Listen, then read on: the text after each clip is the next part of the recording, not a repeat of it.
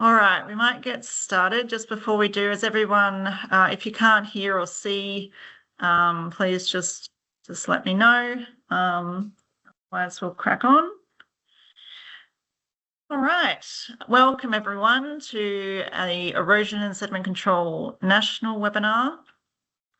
The webinar today is brought to you by the National Capacity Building Network. It's a network of urban water capacity building programs or individuals across Australia. We come together throughout the year to share information and our experiences and build capacity in integrated urban water management. And part of what we come together to do is to deliver community of practice national webinars to expand the network and extend knowledge sharing opportunities. So national webinars like today in the past. Did you we have. Sorry, is somebody asking a question? No worries. Yeah. So just want to thank all of our partners from the National Capacity Building Network for spreading the word about the webinar and getting you here today. So first up, I just want to do an acknowledgement of country. I live in Logan in Queensland, and I'm on Yugambeh country today. But across the country, we would like to acknowledge the traditional custodians of the country throughout Australia and their connections to sea, land and community. We pay our respects to their elders past, present and extended, that respect to all Aboriginal and Torres Strait Islander people today. So just a bit of housekeeping. As I mentioned before, today's webinar will be recorded. Whilst the presenters are presenting, if you could please keep both your microphones and your cameras off.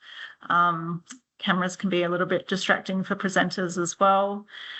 But cameras and microphones are welcome during question time. So if you have a question, please just raise your hand after the presenter has finished their presentation, and we'll go to you, put your microphone on, and you can ask a question. You can also put questions in the Q&A. I believe the chat is turned off for now, just to keep the questions together. So yeah, each presenter will have about 15 minutes to present, and then we'll allow about 5 minutes after each presentation for questions. We're going to try and keep to time. Presenters will be given a polite ding. Oops. When they're getting close to time. And overall, I'd just like to thank all the presenters who are volunteering their time today to share their knowledge and experiences. Please just keep in mind that the presenters are from a variety of different backgrounds and experiences. They're from government, industry, academia, non-for-profit, such as myself. They are all practitioners and might not be natural presenters. So please be patient and understanding. If someone gets nervous, including myself, or stumbles in their presentation, most of us are scientists or engineers, and so presenting might not be our natural habitat, but we're all really keen to be here today to share our knowledge with you. So we've got a great lineup of presenters today and some really interesting topics and diverse topics on erosion and sediment control. So thank you again to those presenters for coming today. First up, we've got Dallas Fraser, who's the president of the International Erosion Control Association, the Australasian chapter, so IECA. You might have heard that acronym before. He has a long history doing erosion sediment control and working across government and industry throughout Australia and promoting best practice. Today, he's here to present on sustainable and First Nations on country erosion sediment control, a really interesting knowledge sharing program that he's developed. So I'll just stop sharing my screen now and pass over to Dallas. Thanks, Dallas.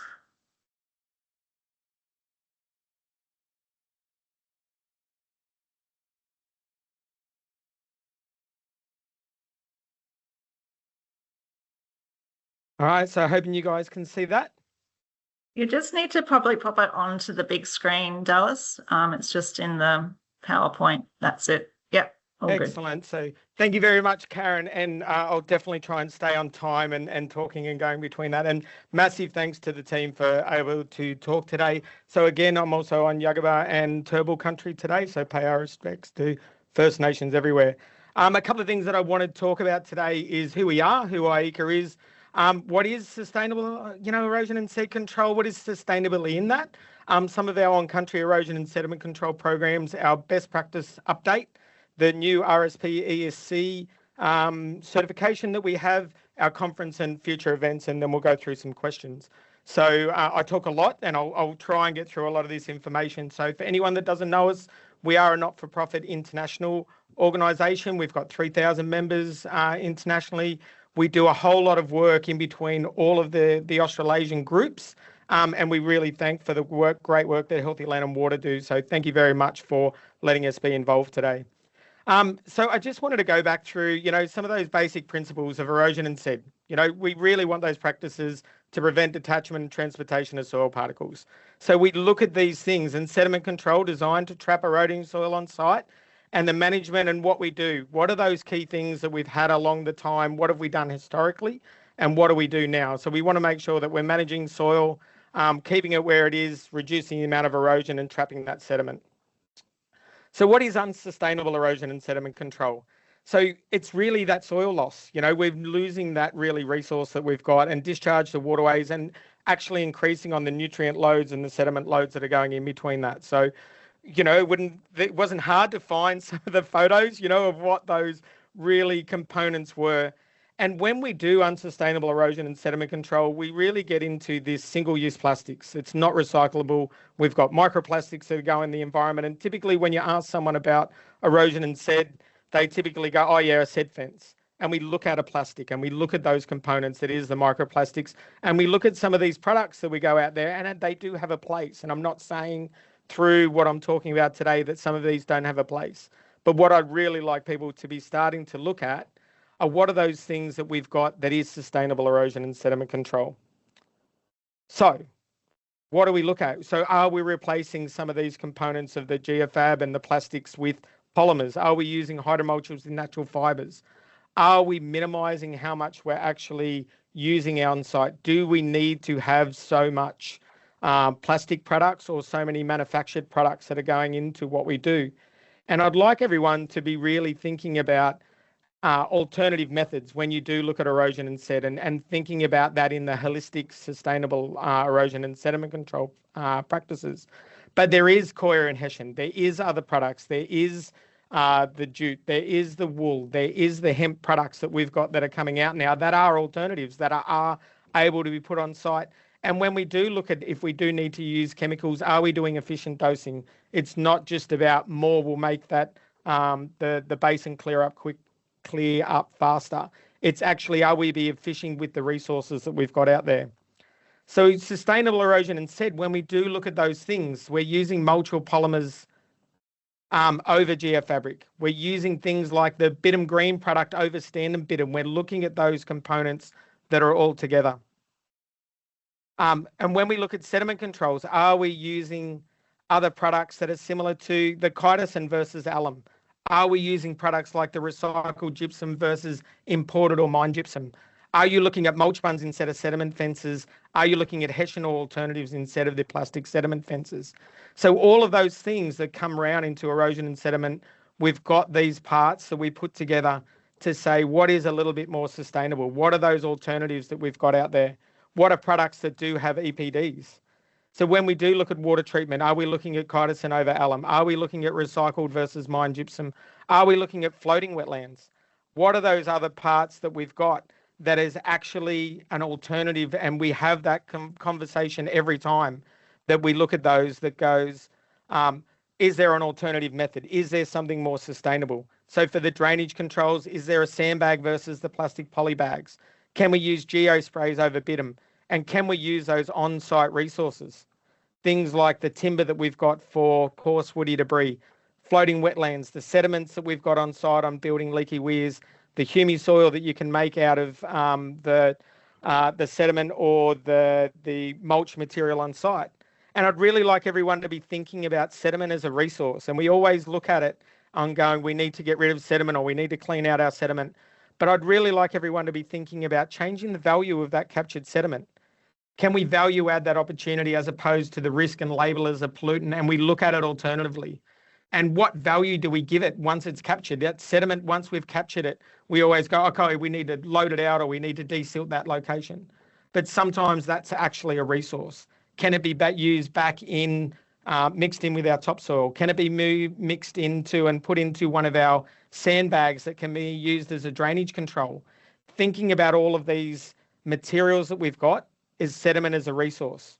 What are we doing with it? Are we able to mix it and blend it like the bottom right-hand picture to use it for something else? And then when we look at revegetation, are we using these other alternative new methodologies of adding biochar into our soil? Can we use humisoil that's inoculated soil? We've got microbes and mycelium into it. Can we use wool and hemp fibers that are actually the waste products or the byproducts for some of our other resources that are coming at the moment? And these are all coming to the market at the moment. And when we have those conversations with our contractors and suppliers, are we asking these questions? So what I'd like everyone to hear, to be thinking about, and for all the work that we're doing, is what direction are you moving your company? Who are you engaging to do the work for you? Are you looking at it holistically, and what are you valuing? Is it just a straight transaction in regards to erosion and said products? Or are we putting other value to sustainability? And what market signals are we giving to people if we just say, I just want it green and that's all it is, or I just want to put a silt fence in because that's all it looks like? That's not the right market signals for us as sustainable or environmental practitioners. And what's our outcome at the end? Because it is protecting the environment, but there's always an economic, social, or sustainable outcome that we can having those conversations with. And how are we raising the sustainable ESC and revegetation with our designers? And the designers have got their biggest ability for impact for the least amount of effort. And we'd like everyone to be sharing everything that they're doing. What are those things that we can take into consideration? And when we talk about it with suppliers, we're also, are you making the products that we need? Are those things, are you thinking about it's just a transaction? Or are we having a look at the products that we're going for a more sustainable future? Are we putting all of those things together? Does it sit in the circular economy? Does it sit in with that component of, is it recycled? Can it be recycled? Can it go back into the natural loop? Can it actually help with other discharges of light, noise, air, water, all of those things? And how do we document it so it's not just anecdotally? So I'm asking everyone, if you're a supplier or you're procuring products, have a think about it and have these conversations in regards to when you do go into that risk assessment and plan your works. Think about sustainability on minimising your disturbance. And in that procurement space, have a look at the supply chains and make sure you're doing the weighted assessments, because it's not just transactional, it's not just economic, because there may be better outcomes that are available.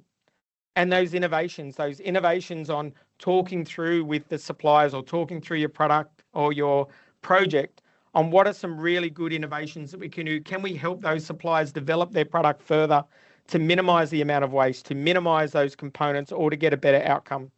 And is that something that's valued to yourself as a contractor, yourself as a supplier? What does your brand reputation look like? So the next part I'll start talking about is on-country erosion and SED. And this is a great program that we've been running in Queensland. It really starts with a site visit, and it's no different than our site inspections. We underlook at what is happening on the site, what would naturally occur, how can we replicate that, and what ecological nudging do we need to do? Because sometimes it's not just about going in there with excavators or machines and changing the landscape. Sometimes it's just nudging. Sometimes it's that really fine-tuned ecological restoration work that's going on. So here's some of the team in Townsville and some of the team that we've worked with at Taroom on making some the product, which is the humisoil, from the weeds on site, and actually deploying that back out on site, having an inoculated soil and reusing the resources that we've had on site. So I'd like everyone to be thinking about these things. These are the construction versions of sediment basins, sediment traps, and sediment fences. These are the things that we've got. And what is the natural version of that? I'm not saying that we use these next to our construction site to say, this is what we use instead, but billabongs, wetlands, and some of these other areas is somewhere, and mangroves is where the natural version of those sediment controls are. So when we do on-country erosion and SED, as it here, we do a site walk. We look at the resources that are around. You can see from the bottom left-hand picture, the team were using site resources of the logs, and we were making leaky weirs. And then behind those leaky weirs, what we were able to do is, this is in a gully, highly eroded. We were able to look where the problem was coming from. We were able to use some of those humisoil bags, which is the composted material, put into sandbags. We could use, from that top right-hand picture, we could use some of the grasses, split those grasses on site and jam them straight into those humisoil bags. And what we were doing was building living bunds. So we were able to use the majority of material on site. We were able to identify what was happening on site through a site walk. We were able to use those resources, and we were able to start looking at some of those high-level sediment traps. And for the work that we did at Taroom, so this was a cemetery area, we used some of those living bags. We were able to divert the water. We used the resources that were brought out from some weed treatment areas, inoculated, composted down. We used it as slope breaks across an area to reduce the amount of erosion that was occurring. And then if you have a look on the left-hand side, in between the time frames of when we started doing that work, and we did hydromulch and we did use biochar and we did inoculate some of that soil, but because of the sensitivity of the site, everything was on top.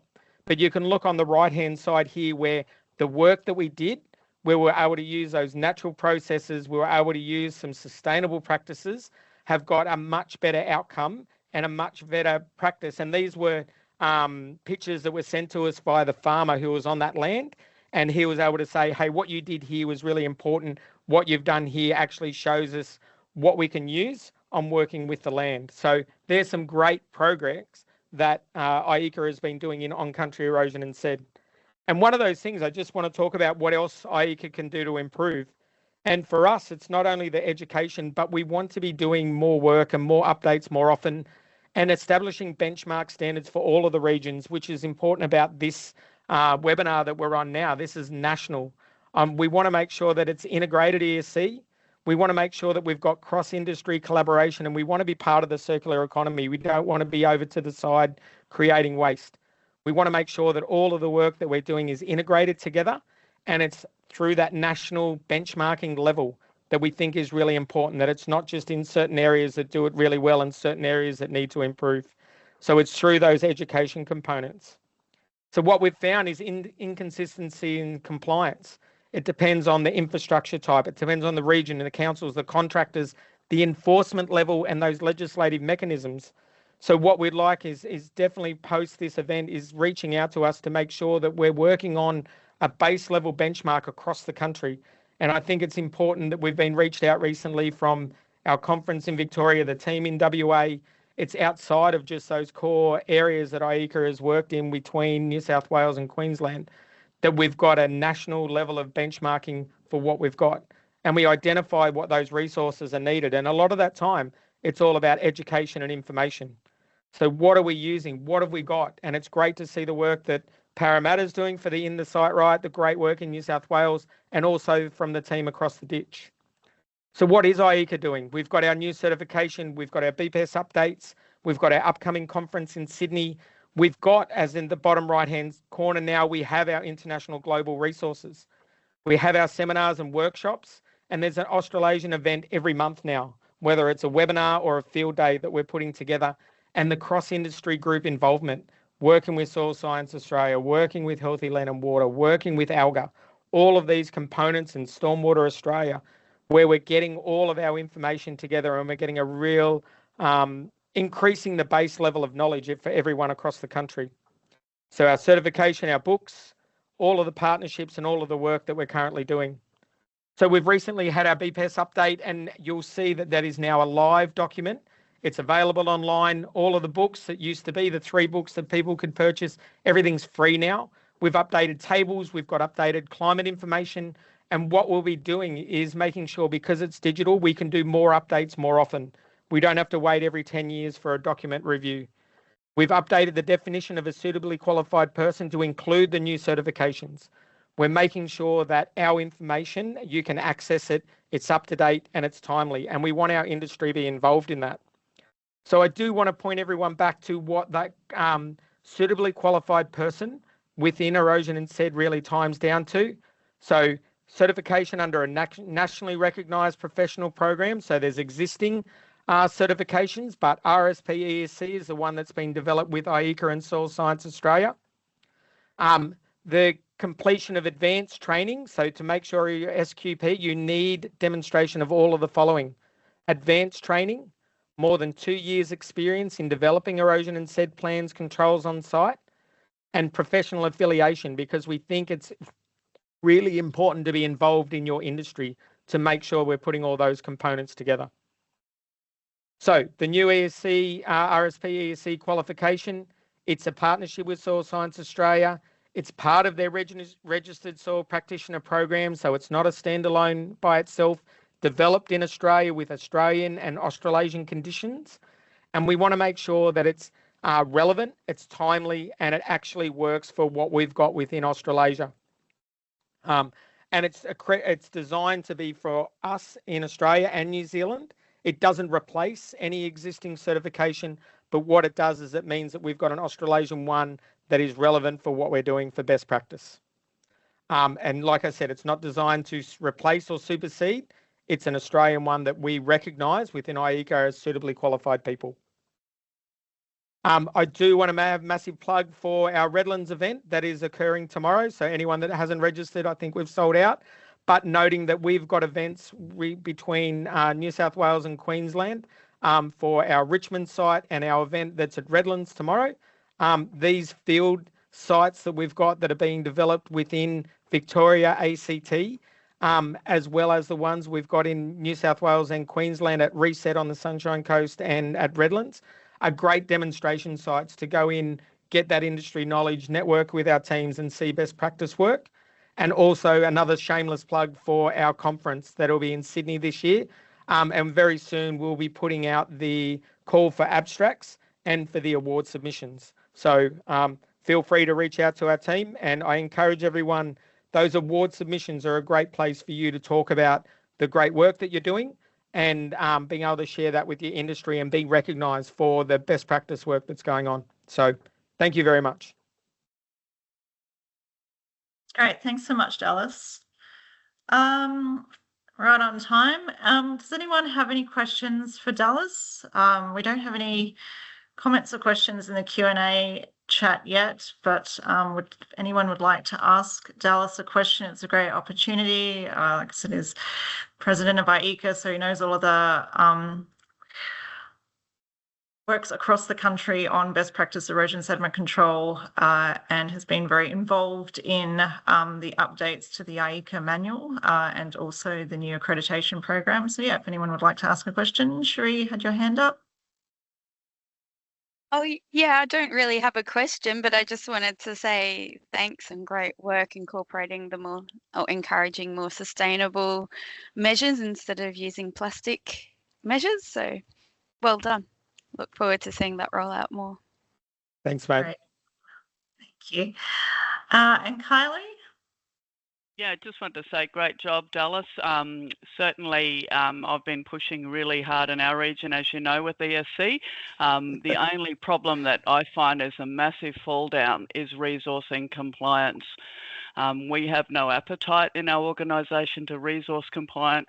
We don't have that resource, and so developers, are not being monitored in terms of enforcement action because we just do not have that resource happening with developers in our region. And whilst it's devolved from DETSI to local government without resourcing, we're really struggling to get buy-in for that. But I am getting more buy-in with our council projects, but not getting buy-in for resourcing with developers. So it means that they do what they like.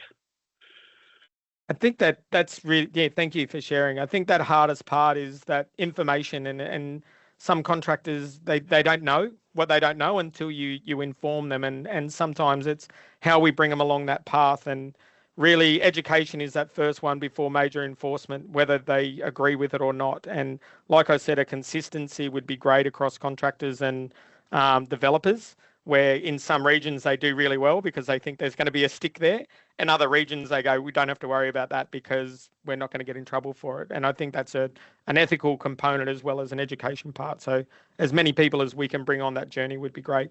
Thank you for sharing.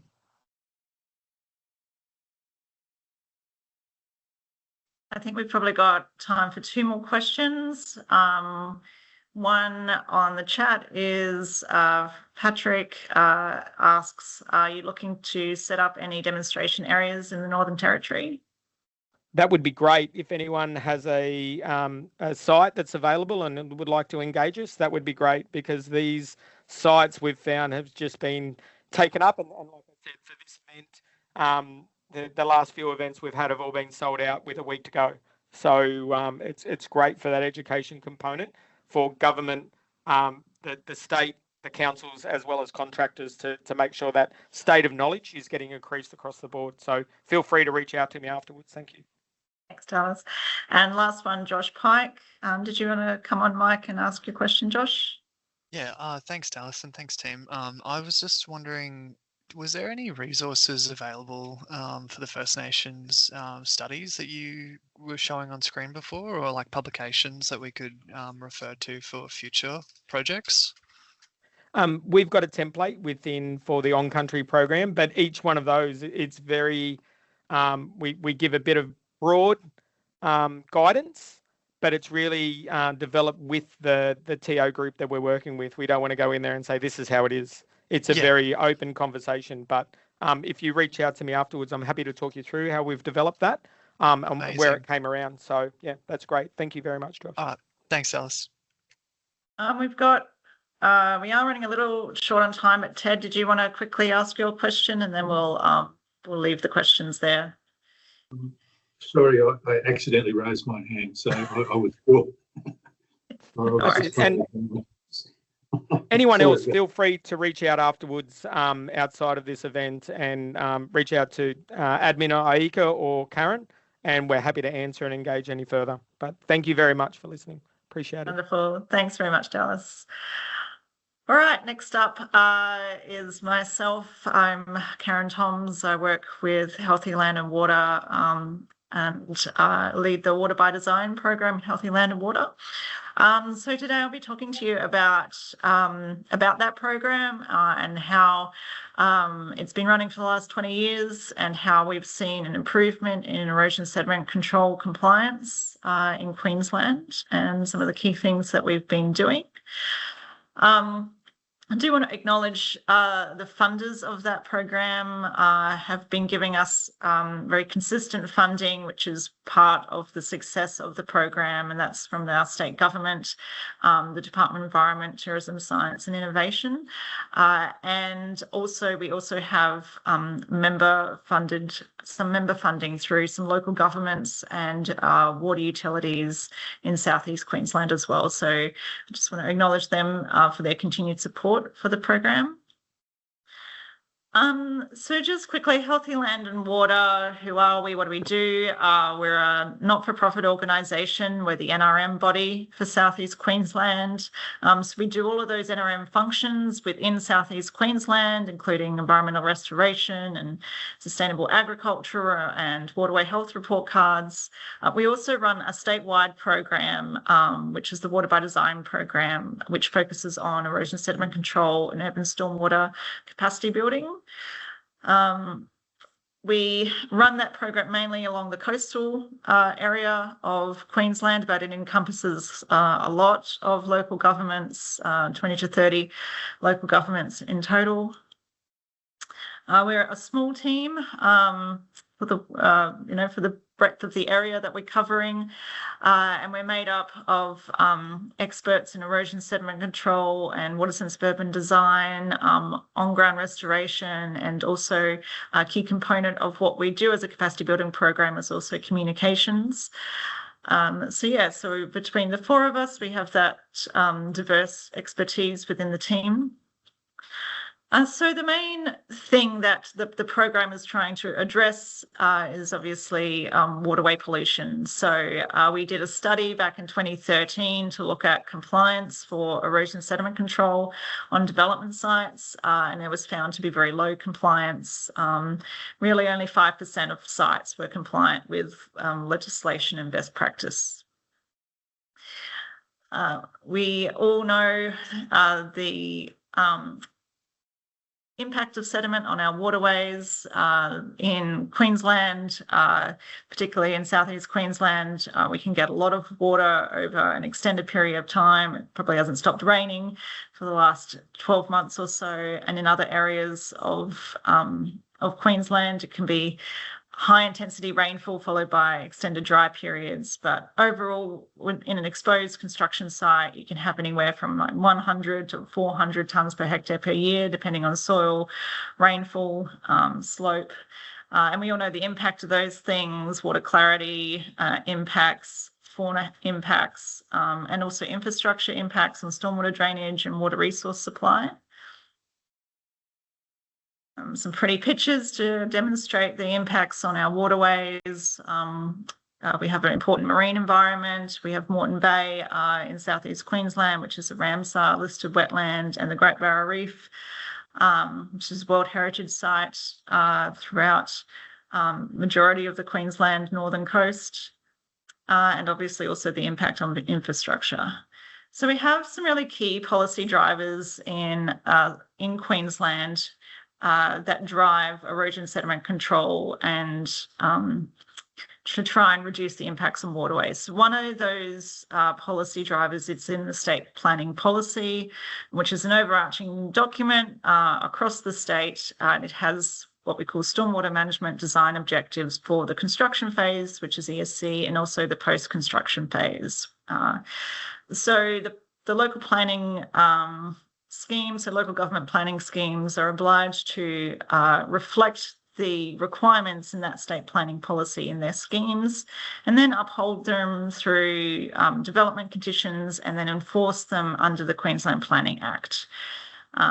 We also have another piece of legislation which sits separately, which is the Environmental Protection Act. There's a key part in there called 440ZG, which is being delegated to local government to enforce, and it is specifically about prescribed water contamination, and it's got an important clause in there that makes it an offence not only to directly deposit a prescribed water contaminant, which includes sediment, into a waterway, gutter or drain, but also where it could be reasonably expected to wash, blow, fall, or otherwise move into waters. So if a site does not have any kind of preventative measures like erosion and sediment control, and it's being cleared, therefore sediment could be reasonably expected to wash into a roadside gutter, drain, or waterway. So they're the two legislative components that local government can use to enforce erosion sediment control on development sites through the planning policy, and then really any site through the Environmental Protection Act. So that's some very fine print, but I won't go into the detail, but that's just a copy of the stormwater management design objectives in the state planning policy. So the Water by Design program was really to sort of created to tackle sort of low erosion sediment control compliance and also urban stormwater management. So it's designed to work with government and industry to improve awareness of those things, the legal requirements and best practice approaches. And it's been going since 2005. It really does help to facilitate information exchange, networking, and knowledge sharing to build regional consistency and improve practices in sustainable urban water management. So they're overarching goals of the program. So some of the things that we do as part of that program include community of practice workshops. So these workshops, like today, are really about bringing stakeholders together to share knowledge, discuss shared issues, and develop solutions to common problems. and demonstrate best practice approaches to improve consistency across the region. We've done these workshops particularly in Southeast Queensland, where we have 11 local governments in the one area, and it brings them together and has really helped to improve knowledge and consistency across that region. We also provide training anything from basic training, intermediate training, up to advanced training in erosion sediment control and urban stormwater and water sensitive urban design. So those training packages are provided free of charge because they are government funded and have been very popular throughout Queensland from government and industry. We often back up our in-classroom training days with our field day. So for WSID, we go out and look at biobasins and wetlands. For erosion sediment control, we take people onto live construction sites and look at real scale erosion sediment control measures that have been put in place. And that includes looking at high efficiency sediment basins, drainage, erosion controls. And we're very grateful for those developers who enable us to come onto their sites and have a poke around and use it as a learning experience for everybody involved.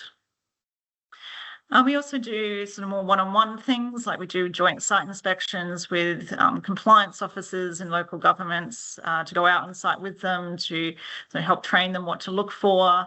In Southeast Queensland, we've also done erosion sediment control officer swaps. So compliance officers from one local government will go and visit another one for the day, and that's a great way to share knowledge and help improve consistency.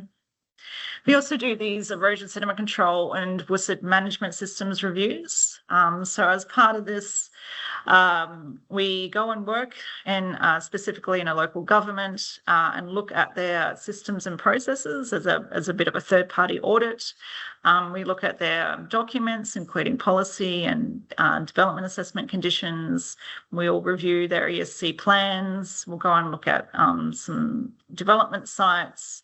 And then we bring the staff together to get a better understanding and for them to get a better understanding of what they're doing, where the gaps are, what the roles and responsibilities are. And then we provide them with an action plan for recommendations for improvement.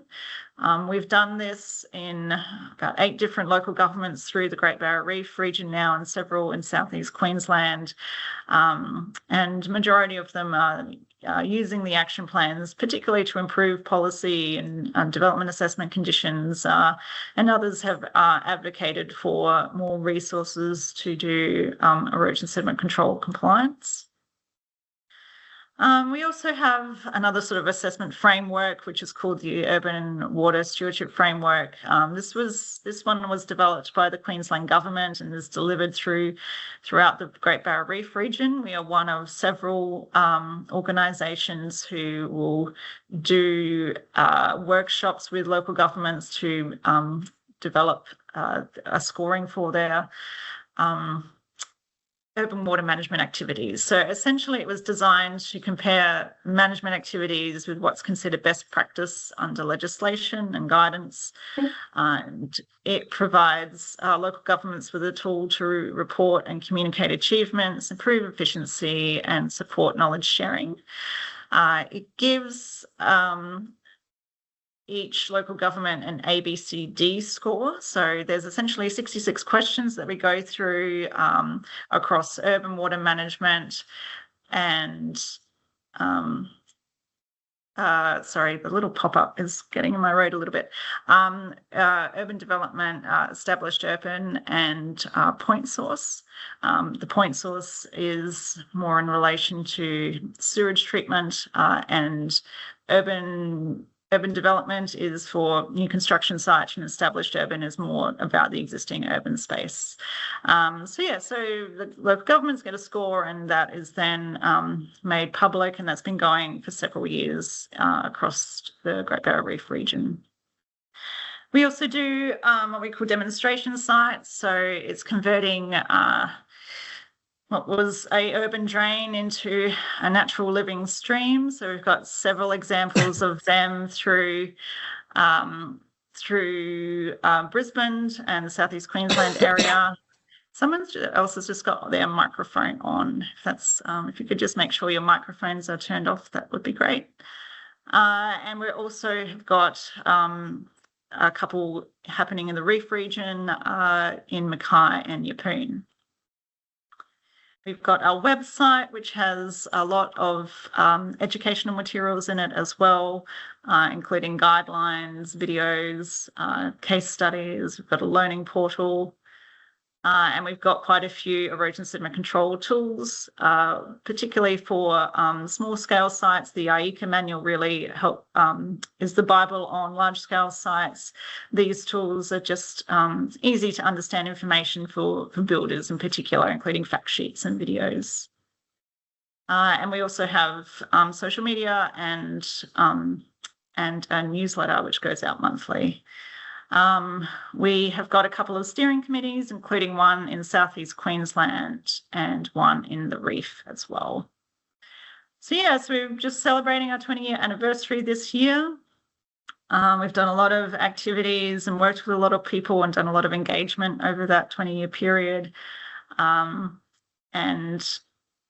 I've lost my little thing, but that's due to the funding and opportunities that our supporters have given us. So I'll just quickly go through some of the outcomes that this program has resulted in. So one of the main ones is really improving policy and planning. So there's been over that period, there's been a lot of improvements in state planning policy, and also in the Environmental Protection Act. There are some changes that have come in that have improved the effectiveness of those legislative tools. And it's also increased the number of local government planning schemes improving their policies as well. One of the key components in the local government planning schemes is the requirement for suitably qualified people to undertake the planning of erosion and sediment control. So that's linked to the things that Dallas was explaining before. It was a certified practitioner, a CPESC, is now a registered soil practitioner, but essentially giving some qualifications to those who are developing the erosion sediment control plans. We're getting better quality erosion sediment control plans, particularly for high-risk sites. It's also led to improved compliance. So all the local governments, the major urban local governments in Southeast Queensland now have at least one, if not multiple, erosion sediment control compliance officers who undertake regular proactive site inspections, educate the development industry during those inspections, and they also apply enforcement when necessary, which has led to improvements across the region on ESC implementation. There's also been a lot of high-efficiency sediment basins are now installed on, I would say, majority of large-scale development sites in Southeast Queensland.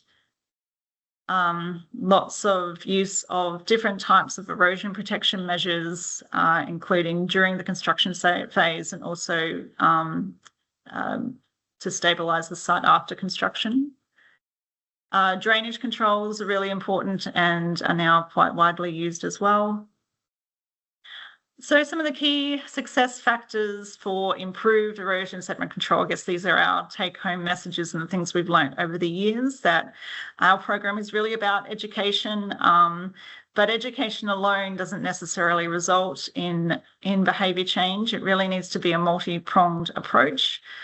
So we really advocate for compliance to be undertaken. So those, like a local government having a dedicated ESC person who understands what erosion sediment control is, who can go out and communicate it to industry, who can undertake proactive site inspections. Those proactive site inspections are one of the key things that change erosion sediment control compliance on sites, and also having that backed up by enforcement. So we found where there was no enforcement, even if they were undertaking a lot of education of industry, if there was no enforcement, then the change unfortunately didn't really happen. Having good policy and development conditions to back all of that up. Insistence on good erosion sediment control plans in the first place to set the site up for success. Ongoing industry training, and also having strong managerial and ideally political support for all of that as well, so that officers can go out there with confidence and uphold development approval conditions. So some of the key success factors for the Water by Design program, I feel it provides multimodal deliveries. So we do in-person training, online, in-field, so taking people out to real-life situations. And also we have a lot of web-based tools that people can freely access at any time. Provides opportunities for the practitioners and that community and network to share and learn from each other regularly through our community practice workshops, officer swaps and meetings. Having strong stakeholder relationships, there's a lot of trust that local governments have in us to be able to come in and sort of analyse what they're doing and give them feedback. So we really appreciate those relationships with local government and the trust that they put in us to do that. Local government industry champions. So it's really change never happens in the local government unless they've really got, at least one champion to sort of drive that change. And it's great to see every local government we work with, there's always that key person who's passionate about driving change. Managerial support, political support, and also, of course, a supportive state government providing consistent funding and support to the program, which we have luckily had here in Queensland over the last 20 years. So yeah, I just want to thank the funders of the program, like I said, Queensland Government and local government and water utilities in Southeast Queensland. And we're grateful to be able to be celebrating our 20-year anniversary. So thank you, everyone. I'll leave it there. I've got a bit of time still for a couple of questions. I'll just stop sharing now. And whilst I'm taking some questions, Catherine, if you just wanted to get your presentation up and running. I think David's got his hand up there. David, did you want to come up, Mike? Yeah. You mentioned local government champions. What roles do they typically come from? Is it always the environmental person or the building compliance person or the planner or a bit of a mix? Yeah, it's a good question. It is a bit of a mix often. It can be any of those. So sometimes it's somebody in planning compliance, sometimes it's somebody in environmental compliance, sometimes it's environmental department, sometimes it's drainage. They can be a bit of a mix, which is great. Who else do we have?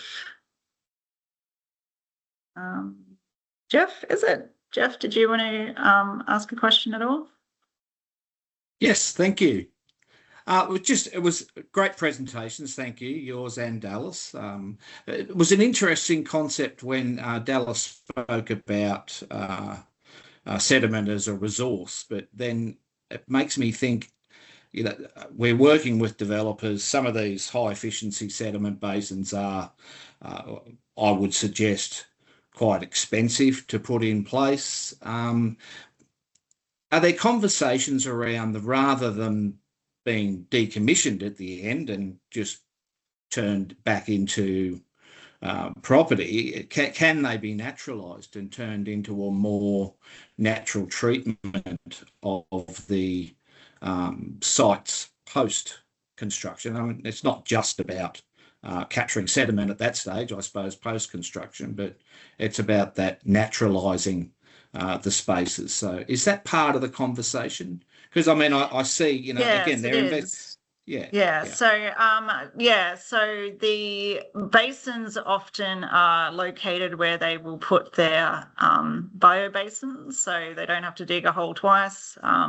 So usually after they've finished the construction phase, the biobasin will be put in. There is issues at that point with sediment coming during the building phase and ruining the biobasins. So there's a lot of work that we do with local governments and industry on how to protect the biobasin whilst the houses are being built and then converting it afterwards. But yeah, there is certainly, it's sort of a dual purpose. Thank you for your questions.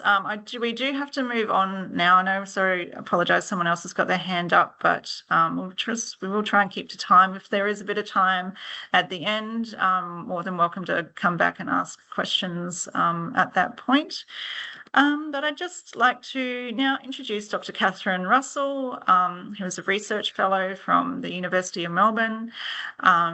She has been studying fine sediment dynamics in Melbourne's growth corridor over the last 7 years, and her work show the importance of erosion and sediment control on development and building sites, as well as the need to understand the spatial arrangement and progression over time of disturbed areas and their connectivity to streams. So she'll be speaking today on the insights from sediment monitoring in Melbourne's growth corridors. Thanks very much, Catherine. Thanks, Karen. So my perspective is a little bit different from the other speakers today. I might not have the direct practitioner and capacity building experience, but I've been studying these sediment issues directly with monitoring approaches and hoping that the things that I've found can be helpful in setting up why erosion and sediment control is so important. So I'm in a collaborative research program called the Melbourne Waterway Research to Practice Partnership.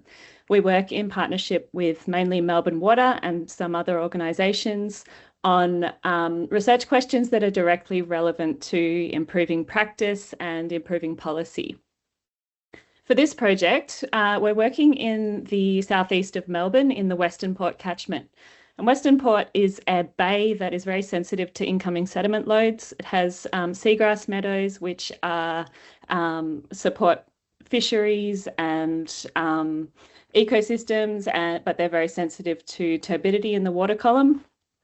So there's been a whole heap of work done on sediment budgeting for this catchment, but there was a knowledge gap around how much urban development in this catchment would contribute to sediment loads to Western Port. And now we have a big swathe of urban development pushing out into that catchment through the Southeast Growth Corridor. So it's really important to now know, like, what is the effect of urban development on peri-urban sediment dynamics in this area. So our research looks at remote sensing and direct monitoring of sediment in peri-urban areas. And so it can give us some evidence about why erosion and sediment control is so important, evidence of impacts on waterways. We can detect which are the critical phases and activities of construction.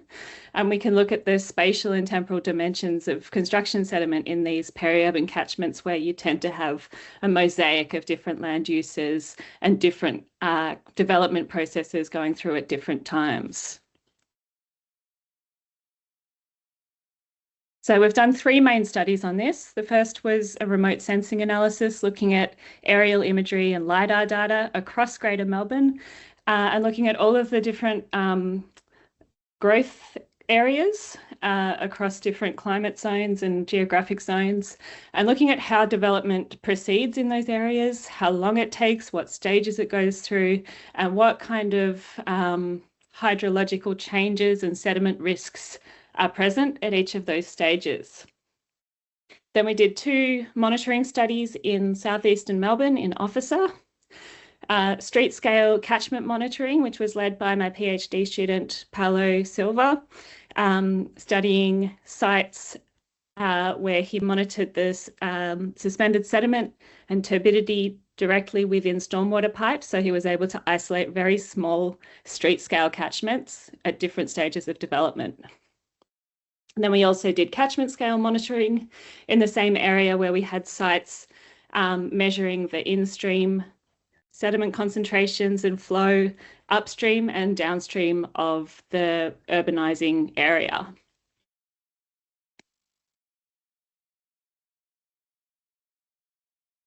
So I'll go through 5 main findings today. Early stage construction is critical. Fine-grained mobile sediment is abundant. Bare soil cover is a primary driver. Runoff is a master driver at larger scales. And natural features can buffer sediment supply. And I'll unpack each of these and show you the evidence for them.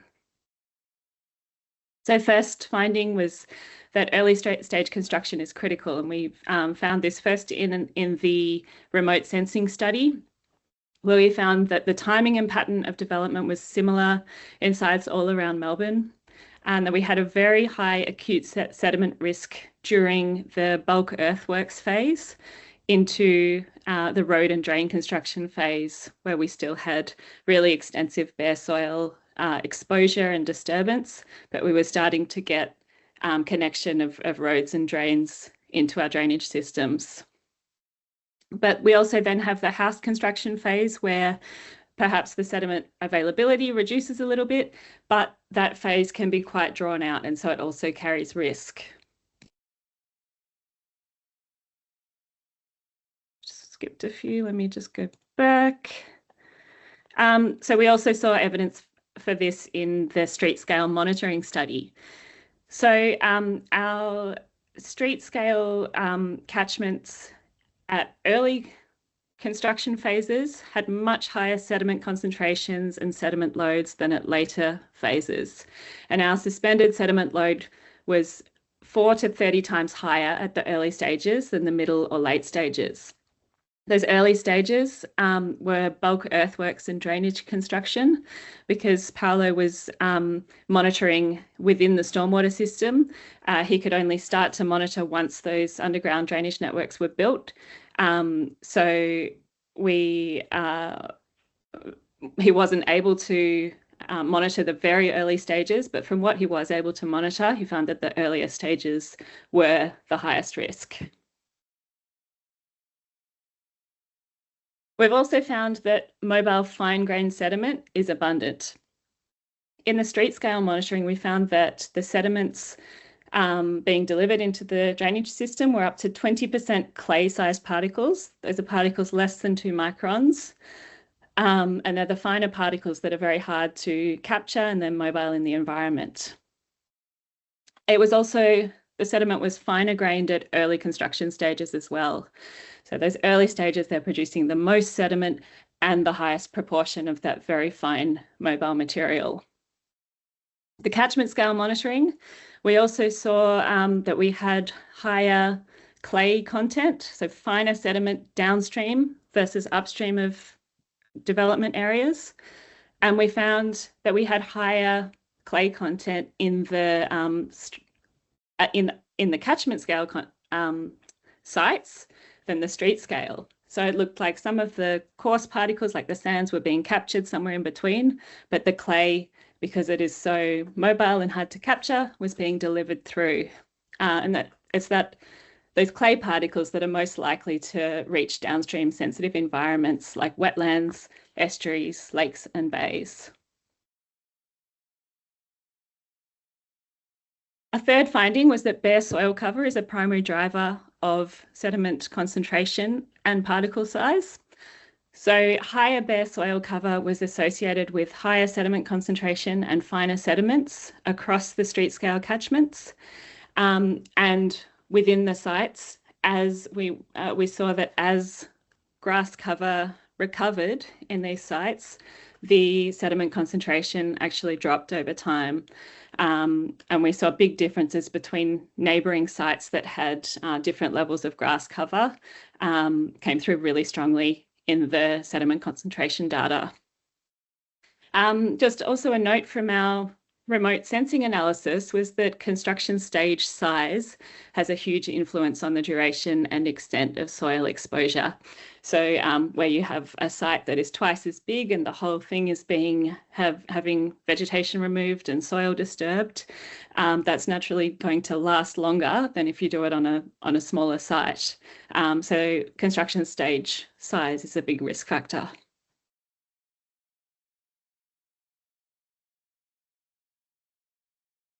Fourth finding was that runoff is a master driver at catchment scale.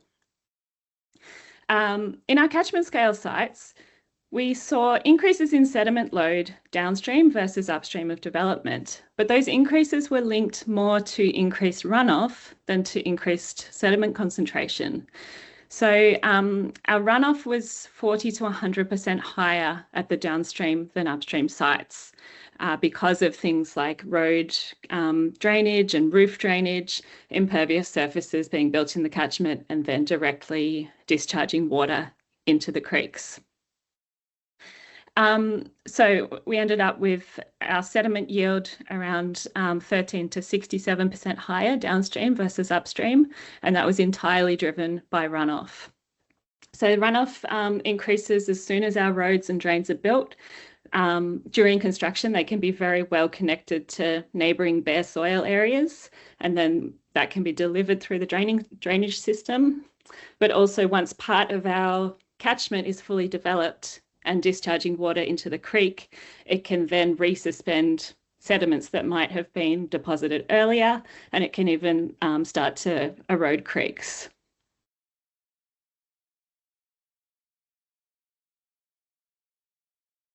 The fifth finding was that natural features can buffer sediment supply.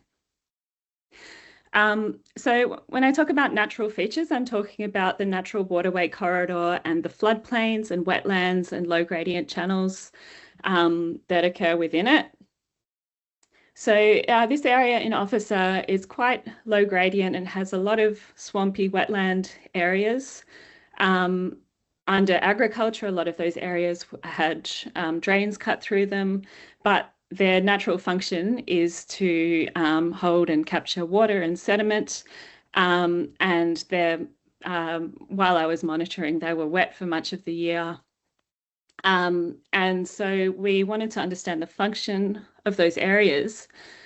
And so we monitored one of these wetlands by looking at the sediment loads and concentrations upstream versus downstream of a wetland.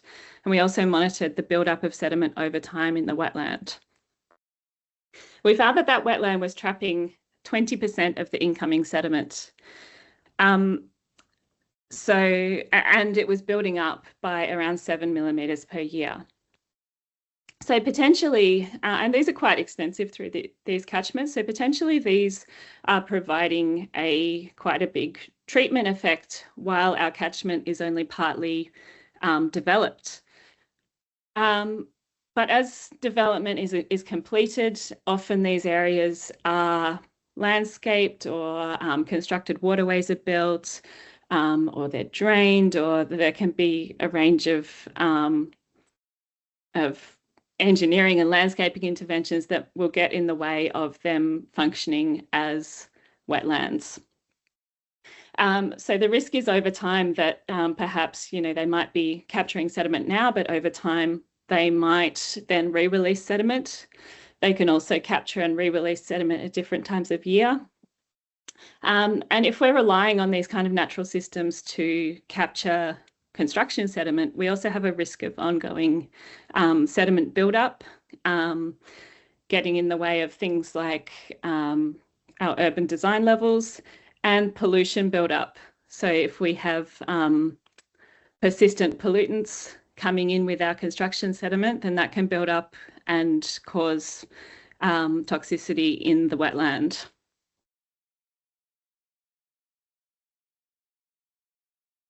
All right, so each of these main findings has some management implications. So knowing that early stage construction is critical means that we need to prioritise effective erosion and sediment control application at early stages of development during bulk earthworks, road and drain construction and into the early house construction phase. Knowing that mobile fine-grained sediment is abundant means that we need to review the sediment management options and find options that can effectively remove silt and clay particles, or that can keep those particles on the hill slopes. So this might be things like really prioritising the slope stabilisation and soil stabilisation and cover options, trying to keep that soil that has really high clay content on the land rather than letting it run into drains and waterways. And then we might need to be looking at things like high efficiency sediment basins to capture anything that does leave the hill slopes. Knowing that bare soil cover is a primary driver means that we need to prioritise minimising duration and area of soil exposure. That could be things like smaller stages, really concentrating on the staging plan, and also rapid grass seeding, soil cover and stabilisation after disturbance. Knowing that runoff is a master driver at the catchment scale means that we need to develop strategies to reuse, infiltrate or evaporate runoff. And we're starting to get a handle on how to do that in completed urban developments, but we need to look at how we can bring that in earlier in the development process, either during the construction phase or when parts of a catchment have been fully developed and parts haven't, to make sure that we're mitigating that risk of increased runoff, remobilising sediments that are coming from elsewhere in the catchment. And finally, knowing that natural features can buffer sediment supply means that we need to maintain natural function of waterway corridors where we have low gradient swampy areas that could be behaving as natural wetlands, then trying to foster that function and restore them as wetlands rather than manicure them. But we still need really robust erosion and sediment control and WSUD options upstream to reduce long-term risks of pollution and too much sediment build-up in those areas. So that is all I had. We have developed a practice note, which that link should work for you there. And that just summarises the main findings that I've gone through today and some of the management implications. Just wanted to say a big thanks to Paulo Vitor Marques de Silva. His PhD work was a big part of this, and thank you to our team and collaborators. Thank you. Thanks so much, Catherine. It's so great to see some research being done in this space. It's really exciting. I might just get you to turn off your screen and then Alexei can start loading his PowerPoint presentation. So in the meantime, we've got a couple of minutes for some questions. If you'd just like to raise your hand. Dan Evans, yeah, go for it. Thanks, Karen. I was quick off the mark there. Great presentation, Catherine. Really interesting and important work, I think. In my experience, acknowledging that kind of early stage development, high risk timing, the challenge we got is that a lot of these kind of large residential developments are staged. They're multi-phase development, and so the timing becomes a bit more problematic, and the responsibility for erosion and seg control on those sites lies with the individual construction firms for that plot rather than the principal developer for the overarching site. And doesn't seem to be much incentive for retention of kind of land cover or retention of natural features on these sites. They're trying to get as much housing into the limited space as possible. Just wondering, in your experience, how we can kind of overcome some of those challenges. It's a really great question, and yeah, from my observations, the practices on site were really inconsistent. It's really encouraging to see the advances that that Dallas and Karen were talking about. But yeah, from what we saw, erosion and sediment control was not consistently applied or maintained on sites. I think that, I mean, yeah, the construction industry, I think that my work, because I've often been working with like government agencies and regulators, there is still a little bit of a disconnect between what we're doing and the construction and development industry. So we're starting to try and think about like how can we make better connections when, you know, they don't necessarily see this as their core work, but we need them to care about it. I don't have a really good answer for you, Dan, other than that's a really big challenge. Thank you. We probably have time for one more question. Joe, would you like to ask your question? Thank you. Thanks, Catherine. That was great. Joe McLean from SCADA Environmental and Sustainability Consultancy in Victoria. Yeah, great to see some research down in our part of the land, which is exciting. So thanks for sharing. Probably just following up on Dan's question, and also a bit of a question, but probably a statement that we're looking at from our end is the responsibility of the civil contractors or construction groups owning the ESC and environmental risk. Something we're wanting to put to councils, and probably at a platform like this, is in the procurement stage.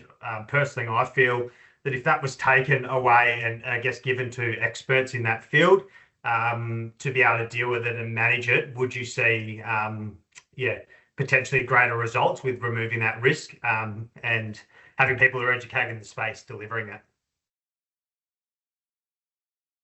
Yes, possibly. Yeah, look, I think it's a good idea. I think obviously it needs to be resourced, but yeah, the idea of making sure that erosion and sediment control is being designed and supervised by a suitably qualified person, I think that should really be the standard. Thanks, Catherine. Thank you very much for your presentation, and I appreciate people have got more questions, but like I said, if we have a little bit of time at the end, we might be able to ask some of the presenters some more questions then. But for now, we'll move on to our next presenter, who is Alexei, who's the coordinator of the Parramatta River Catchment Group, and he has been working on an education program and compliance blitz called Get the Site Right, which I'm personally really eager to learn a bit more about. So yeah, it'd be great. Thank you very much, Alexei, for doing this presentation on your observations from Get the Site Right program. Thanks, Karen. I'm going to provide an overview of the program and a little bit of background of who we are to begin with. But before I do that, I just wanted to acknowledge the Darug people, who are the traditional custodians of the Parramatta River catchment. So who are we? Parramatta River Catchment Group is a loose alliance of land managers, state government and the community who are looking to protect and restore the Parramatta River. For those of you who don't know, the Parramatta River is the primary river that created and feeds Sydney Harbour. So it is a highly urbanised catchment and primarily filled with infill development. We're funded by our members, who are 10 of the 11 LGAs within the catchment area, as well as Sydney Water, our primary water and wastewater utility provider, New South Wales Environment Protection Authority, and we've also received some state government election commitment funding to help with Get the Site Right over the last couple of years. We started with the Our Living River initiative and our master plan. So our Living River initiative, we used the goal of making the Parramatta River swimmable again by 2025 as a driver for water quality improvement in the catchment. This has catalysed catchment action in a number of areas, and one of those is Get the Site Right. But the initiative is backed by our master plan. This was developed over 4 years with intensive research, stakeholder engagement and community consultation, and maps action into 10 key areas from aquatic recreation down to stormwater and wastewater management, planning controls, community involvement, biodiversity improvements and First Nations engagement. One of the 5 areas is reducing stormwater runoff, and that looks at a number of key source pollutants, but one of the big ones is, of course, sediment.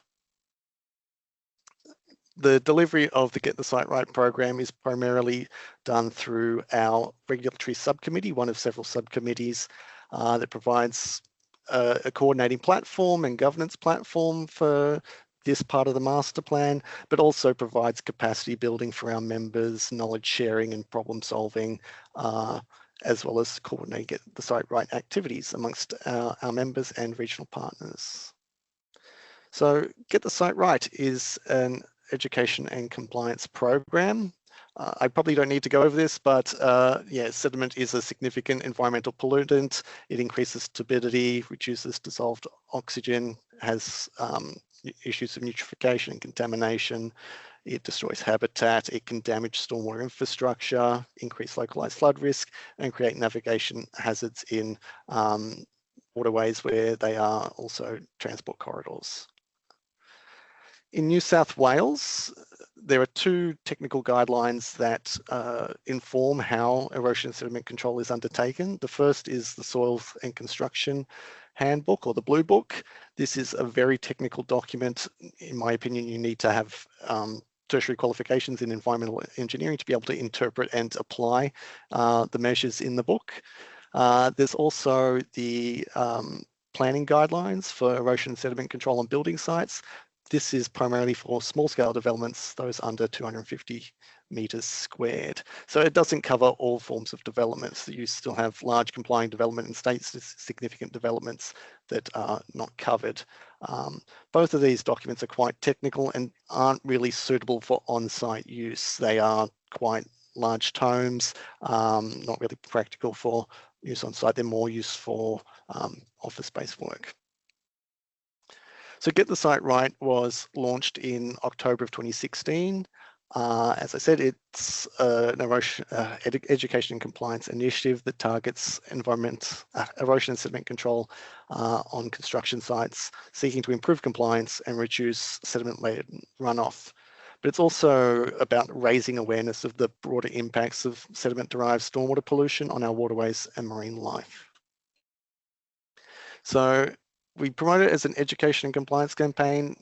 It's not intended as a revenue-raising exercises, but fines are issued where required as part of our Blitz campaigns.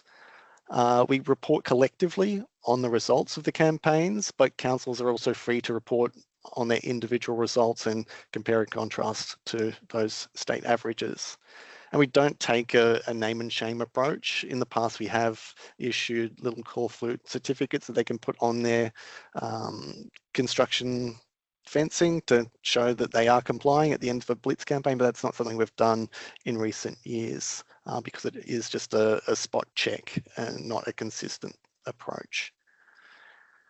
So the benefits of Get the Site Right is that it is a regional campaign. It's supported by over 20 participating councils, varies year to year, and Blitz to Blitz. We have 2 Blitz periods each year. We also have a number of catchment groups that support it, and it's also supported by the state Environmental Protection Authority, who come out and attend on some joint inspections in our March Blitz period. We also provide access to educational materials as well as promotional and social media assets and a reporting template to help gather the information and improve reporting outcomes.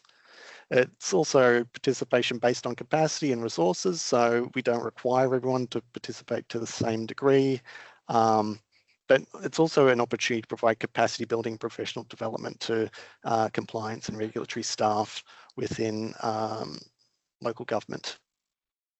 We also provide a consistent message and reporting on erosion and sediment control compliance rates for the building industry and media.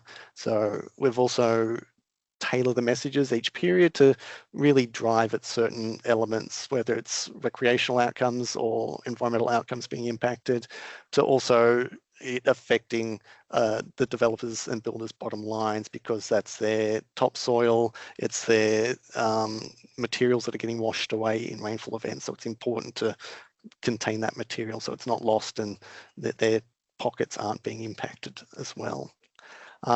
We also take it as an opportunity for joint advocacy on erosion and sediment control implementation, but also broader regulatory compliance issues. So some of the materials we provide are quite tailored, just a simple flyer with very pictorial comparisons, what to do, what not to do, and showing that comparison helps visually represent what should be on site.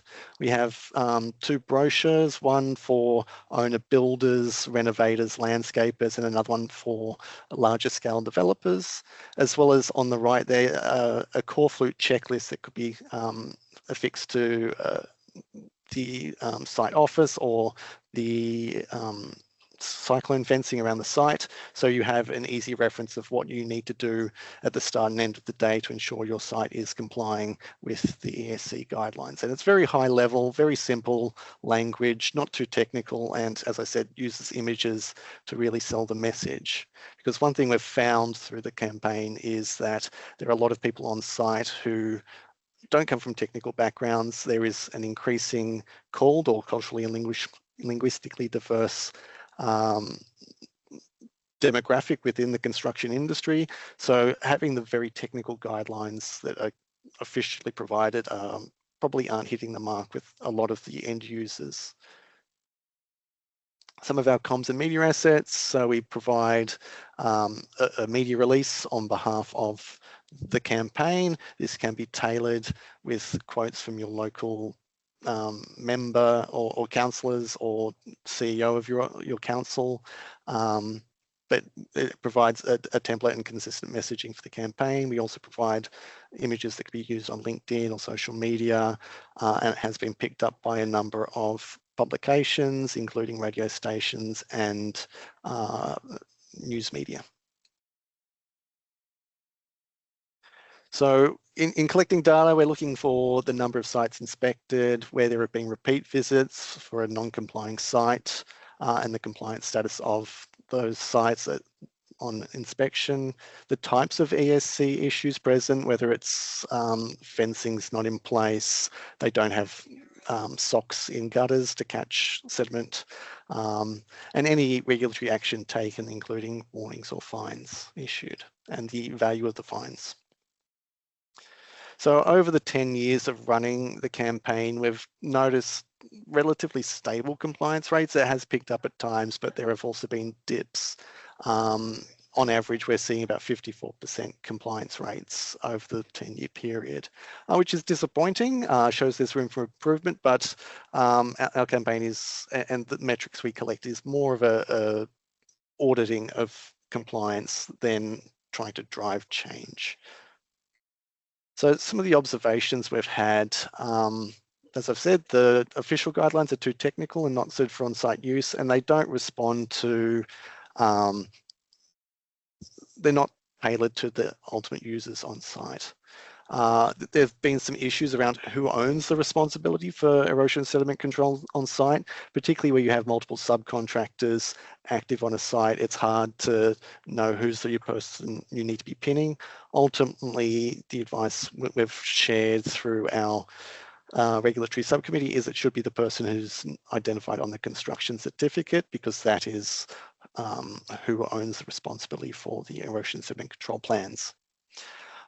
Fines in New South Wales have increased, almost more than doubled. And this has been a bit of a double-edged sword. For individuals, your owner builders, it's almost a crippling fine, whereas for larger developers, it's a slap on the wrist ultimately. And what we've been told is that a lot of these larger developers also budget for fines as part of their project management or budget management for their projects, which is a concern. It needs to be verified, but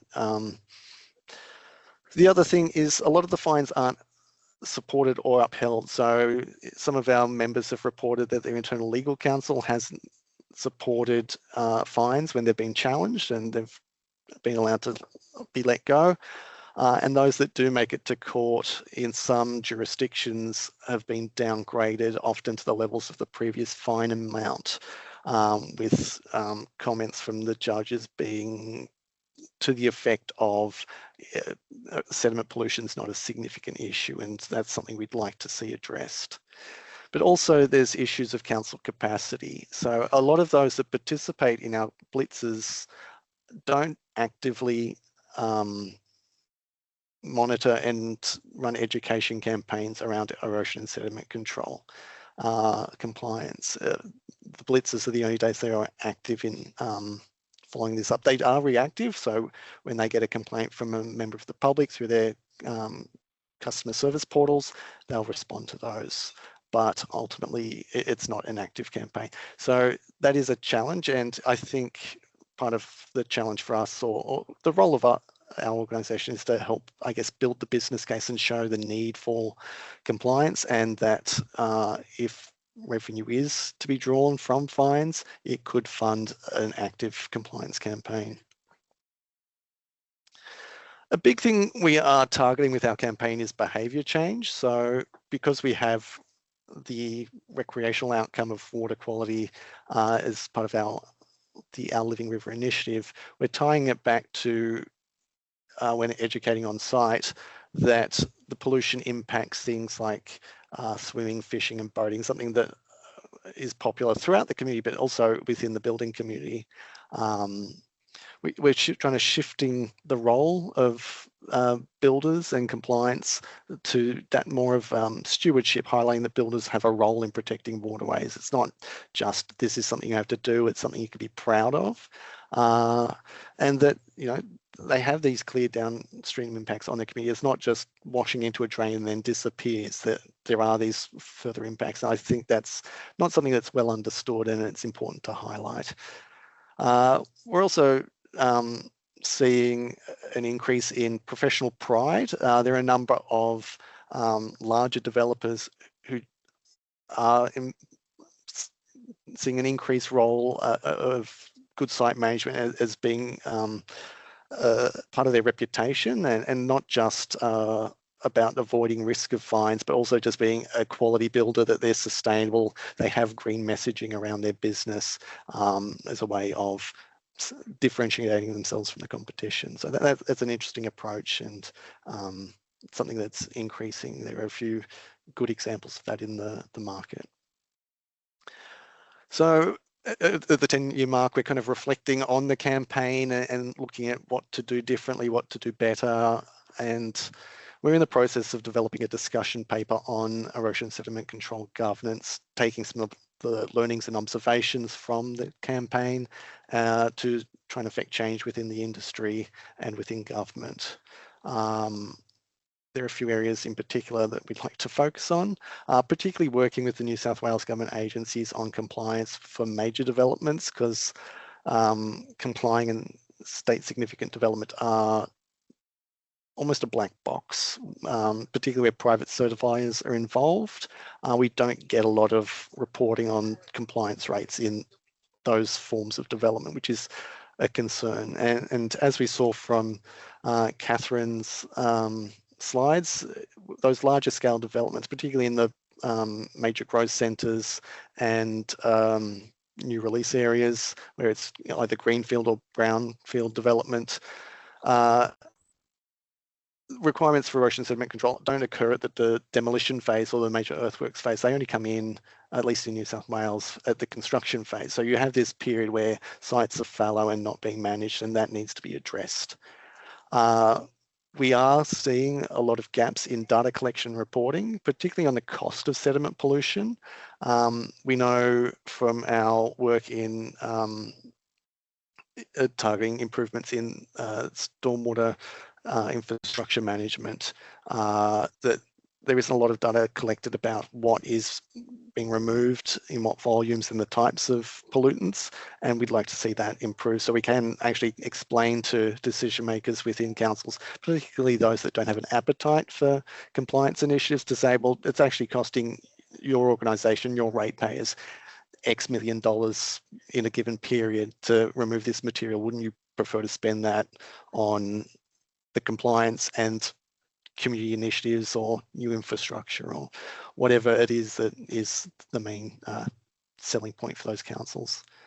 We're also looking to improve education within the industry, so development of micro-credentials, working with MBA, the Master Builders Association. We've developed some materials with them, but we'd like to revisit it and try and make it as part of site induction requirements. In New South Wales, we have the white card, which is a WHS requirement. I know in Queensland or parts of Queensland, you have a green cards that has some of those environmental qualifications or competencies as a requirement. I'd love to see that expanded more broadly, perhaps nationally, but also working on getting some of those educational resources developed to multilingual resources for those non-English speaking backgrounds is now an increasingly significant demographic within the construction industry. And that's it for me. Any questions? Thanks so much, Alexi. That was really great. I'll just get you to close your screen. If Craig can start getting his up, that'd be great. I've personally got a lot of questions, but maybe we could catch up another time. But just quickly, the price of sediment pollution, you mentioned, we have done a study on that a couple of years ago, so I can send you the link to that afterwards if you like. But I personally love the Master Builders Association micro-credential. That's something that we've wanted to sort of get into that space for some time, so it'd be great to see how you guys progress that as well. But yeah, I'll open the floor up to questions. So just to let everyone know, you can ask questions on the Q&A. I think what would be easier rather than me reading them aloud is if presenters can just go on there and just respond in writing if you can. So but so that we have more of a interactive session now, if people could just come on, put your hand up if you'd like to ask a question and just come on the mic for that. Would anyone like to ask a question at all? Lots of questions. I've got heaps of questions from let's see, but I won't dominate the floor.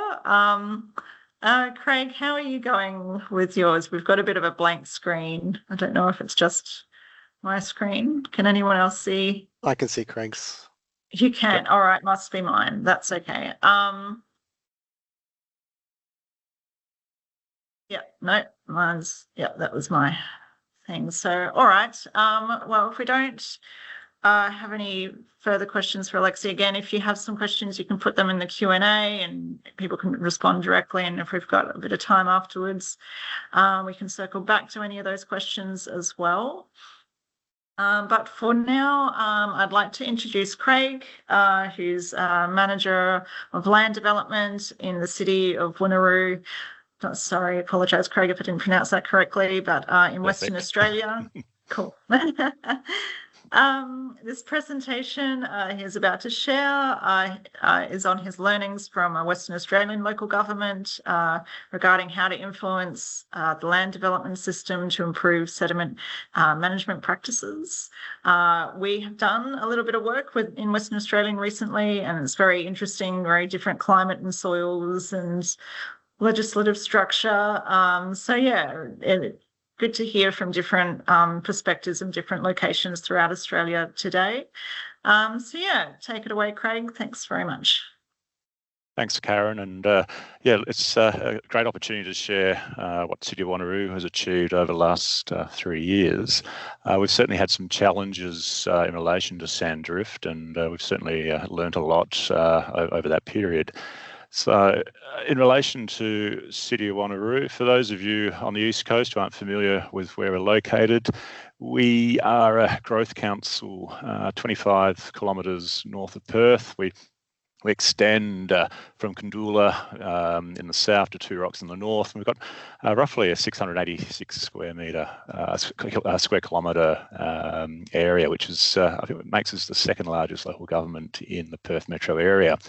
We've got 32 kilometres of coastline, and our population at the moment is about 250,000, and that's set to double, or nearly double, by 2046. We've got a rapid amount of growth. We are one of the fastest growing local governments in Australia. We've got our Northwest Corridor, which runs along the coastline from Clarkson to Two Rocks. And we have 2 new districts which are about to come online. We've got East Wanneroo, which will be 50,000 lots and another 150,000 residents. And we've also got Carabooda, which is another 9,000 lots and another 25,000 residents. So we're going through a massive growth phase at the moment, and I'm sure you're all aware of the housing crisis that's taking place. On top of that, we've also got infill areas. So we're dealing with a lot of survey strata subdivision as well. So in terms of our land development, so we have all major land developers operating within the city. We've got Saddleys, Stocklands, we've got Peat and so forth. We're doing about 40% of the Perth Metro lot creation and about 20% of the West Australian lot creation. So Wanneroo is where all the action is at the moment. We've got something like 71 estate developments, and you can see those in the image on that slide. Now, each of those estate developments usually has about 2 active stages underway at any time. So we have roughly 142 active sites which we need to oversee and manage. And that's delivering close to, or this year, about 4,000 new residential lots across the city. So we're delivering a huge number of lot product. We've got numerous possible sources of sand drift and sediment. So we're a bit different from the East Coast. We've got predominantly lovely sandy soils, very coarse sands. And that's generally what causes a lot of the issues in City of Wanneroo. As you head east towards the Darling Scarp, you may start moving into some of the clay or sandy clay soil profiles, but we're quite lucky in Wanneroo in terms of our lovely deep sands. Makes drainage considerably easier. So what was the issue? So we were dealing with a lot of erosion, mostly from wind. So come summertime, we'd get the easterly winds, which would blow the sand in a westerly direction, and then during the day, we'd also get the southwesterlies in the late afternoon, which would blow sand in an easterly direction. So during the day and at night in summer, it can be quite problematic. We're also getting a lot of deposition of sand in our road reserves, in our residential properties, neighbouring land reserves and our stormwater systems. So we were seeing sand being dispersed in many different locations. And of course, this was leading to a lot of complaints. And we were getting complaints from local members, state members, also from our elected members on council, as well as ratepayers and our residents. So it was causing a lot of angst or concern within our community. And we generally were pretty reactive. So we thought, no, we really need to change the way we manage things. So this is typical of Western Australia. If you ever see how land development's done here, it's a cut and fill exercise. We basically cut the hills off and then fill the hollows, and the sand is pretty much spread across the site. That's a lovely photo from the Northwest Corridor. I love the signage there, nestled into nature, but there's not much nature remaining. But as you can see, there's a bit of sedimentation and erosion happening, and sand drift is one of the biggest problems if it's not managed correctly. And these are the kind of issues that we face. You're getting movement of sand into the road reserve, into side entry pits in your drainage system. And it's causing localised flooding because your pit and pipe systems are full, which impacts on your road assets. Love this photo. This was taken after we'd asked one of the developers to address their sand drift and deposition. I think there's a guy out there with a leaf blower trying to blow the sand back in the other direction, so good luck to him. And then we've got our pipe work as well.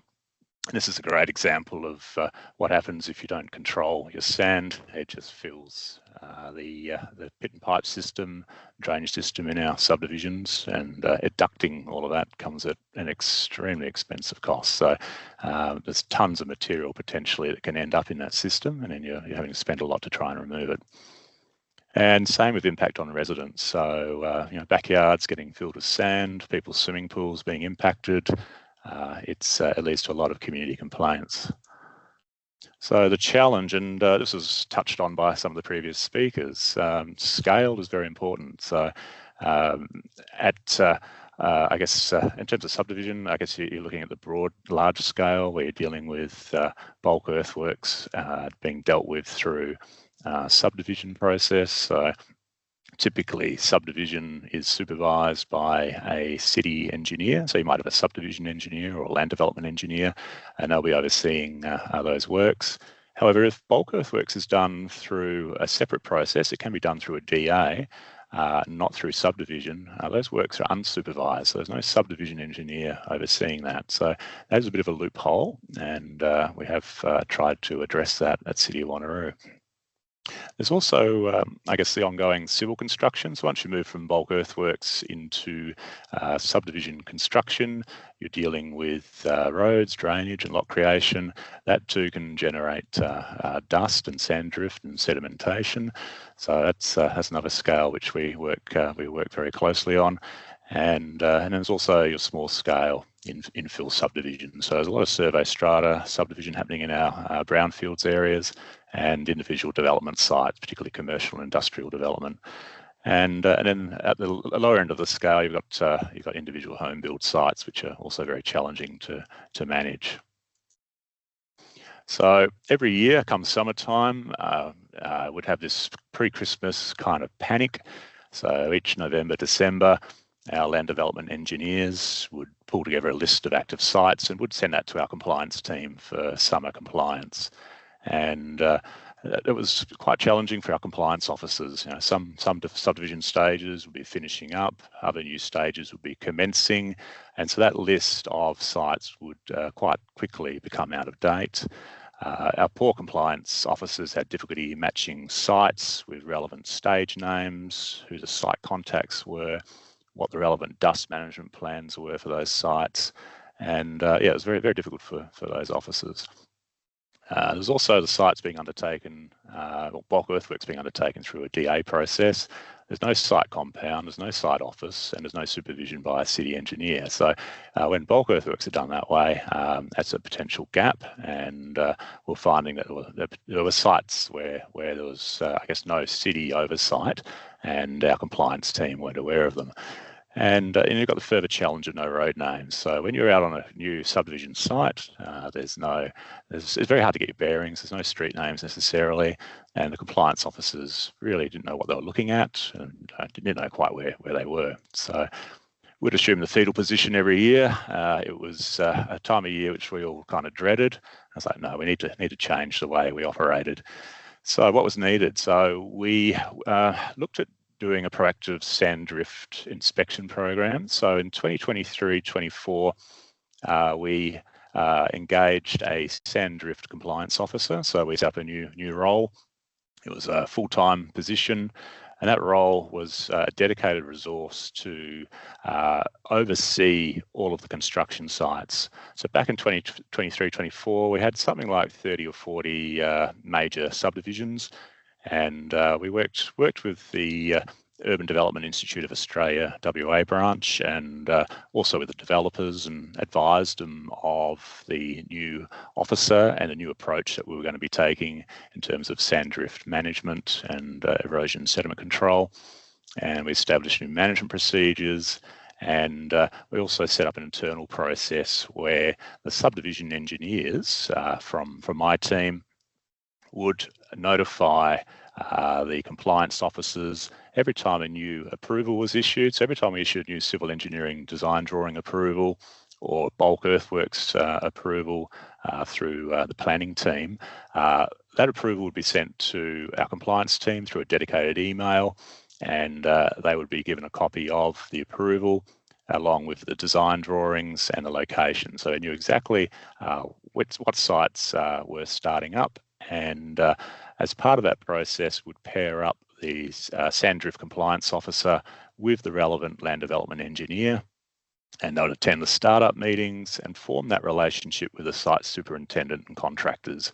And I can't stress enough how important that relationship is. So it really helps with the compliance side of it. If you can form that relationship, it makes all the difference.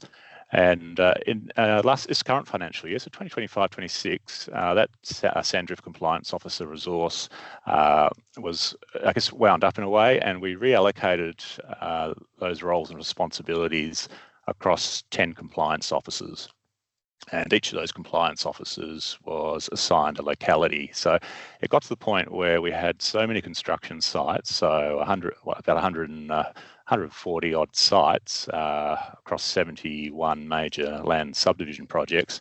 It was getting too difficult to, I guess, manage by an individual officer. So we actually reallocated that across the entire team. So we're quite well resourced now. So in terms of our resourcing, so this just gives you a bit of a breakdown on how we're set up. So we have the land development civil engineering team, which is one of the teams under my supervision. We've got a coordinator of civil engineering, 6 land development engineers and 1 development engineer. And similarly in the compliance services team, we have the manager, coordinator, 2 seniors and 10 compliance officers. And each of those compliance officers has a responsibility to oversee the different sites. So in terms of the initial approach, so if we do identify a dust issue through a complaint or through a proactive inspection, we'll go straight back to the dust management plan associated with that site. And then the compliance officer and the land development engineer will collaborate very closely with the site superintendent and contractor on that subdivision site. If there are issues, we'll issue a 48-hour notice, and those actions that are required are documented and then ideally implemented by the contractor. So the site's monitored on an ongoing basis, and I guess if there is no compliance and they don't address those actions, then there's the bad cop approach where we will issue penalties. We can issue infringement notices, $500 a day, without warning under the P&D Act, our Planning and Development Act, and we can issue those daily to the landowner or the developer, and this is, I guess, the preferred approach. Prosecution, unfortunately, is quite expensive, quite time-consuming. However, the penalties are up to $200,000 under the P&D Act, and it is a drawn-out process, and it's certainly not the preferred approach. We have done one prosecution recently. In 2020, we had a builder which was quite belligerent, failed to comply with verbal instructions, notices, directions notices issued by our compliance team. And he did enter into a guilty plea in the Joondalup Magistrates Court at the end of 2023. And we did successfully prosecute him. Unfortunately, the penalties aren't that huge. Looking at, in this instance, a cost awarded of, I think it was about $8,500. So for the time spent and the resources required to undertake that prosecution, there's not a huge return. So, and it's still an ongoing concern. That builder is still being monitored, and we'll see how he performs over the coming year. So in terms of our proactive Sandrift compliance program, so what we did notice through 2023-24 financial year through to 2024-25 was a significant reduction in the community complaints, and that's shown in the data. You can see here that our development sites have increased from 30 up to 42. Our inspections were roughly 45 to 50 a month. And number of 48-hour notices being issued has actually dropped. So we've seen a marked reduction in those notices, and we've seen 100% compliance with the city's 48-hour notices that were issued. This financial year, so 2025-26, our development sites that we're monitoring have jumped to 71. And each of those probably has 2 stages of works in them, so about 140 odd active sites. And we also have increased our number of inspections. So we're now doing on a monthly basis anywhere up to 150 inspections per month. We have found that our 48-hour notices have, tend to have dropped significantly, and that's been maintained. February, we had a little bit of a pickup in the number of notices being issued, but we did have 100% compliance, so that was a really good outcome. And you can see in this slide here, the number of proactive inspections has also jumped. So 23-24 financial year, we had doing 522. That jumped to 676 last financial year, and currently, year to date, as of February, we've done 990 proactive inspections. So that's probably going to reach probably 1,500 by end of this financial year. So some of the other approaches we take, the subdivision process provides opportunity to, I guess, really hold developers to account. We can take security bonds if we need to. So we do this on a performance basis. So if we find developers aren't performing, we will take a 12-month defects liability period bond, and we'll also take landscape establishment and maintenance bonds as well. And that's generally calculated as 5% of your contractual value of the subdivision works. And that's embedded in the local government guidelines for subdivisional development here in WA. I would assume is probably similar over east as well. And with those bonds, so under the 12-month defects liability inspection bonds, we need to be able to inspect stormwater pipe work.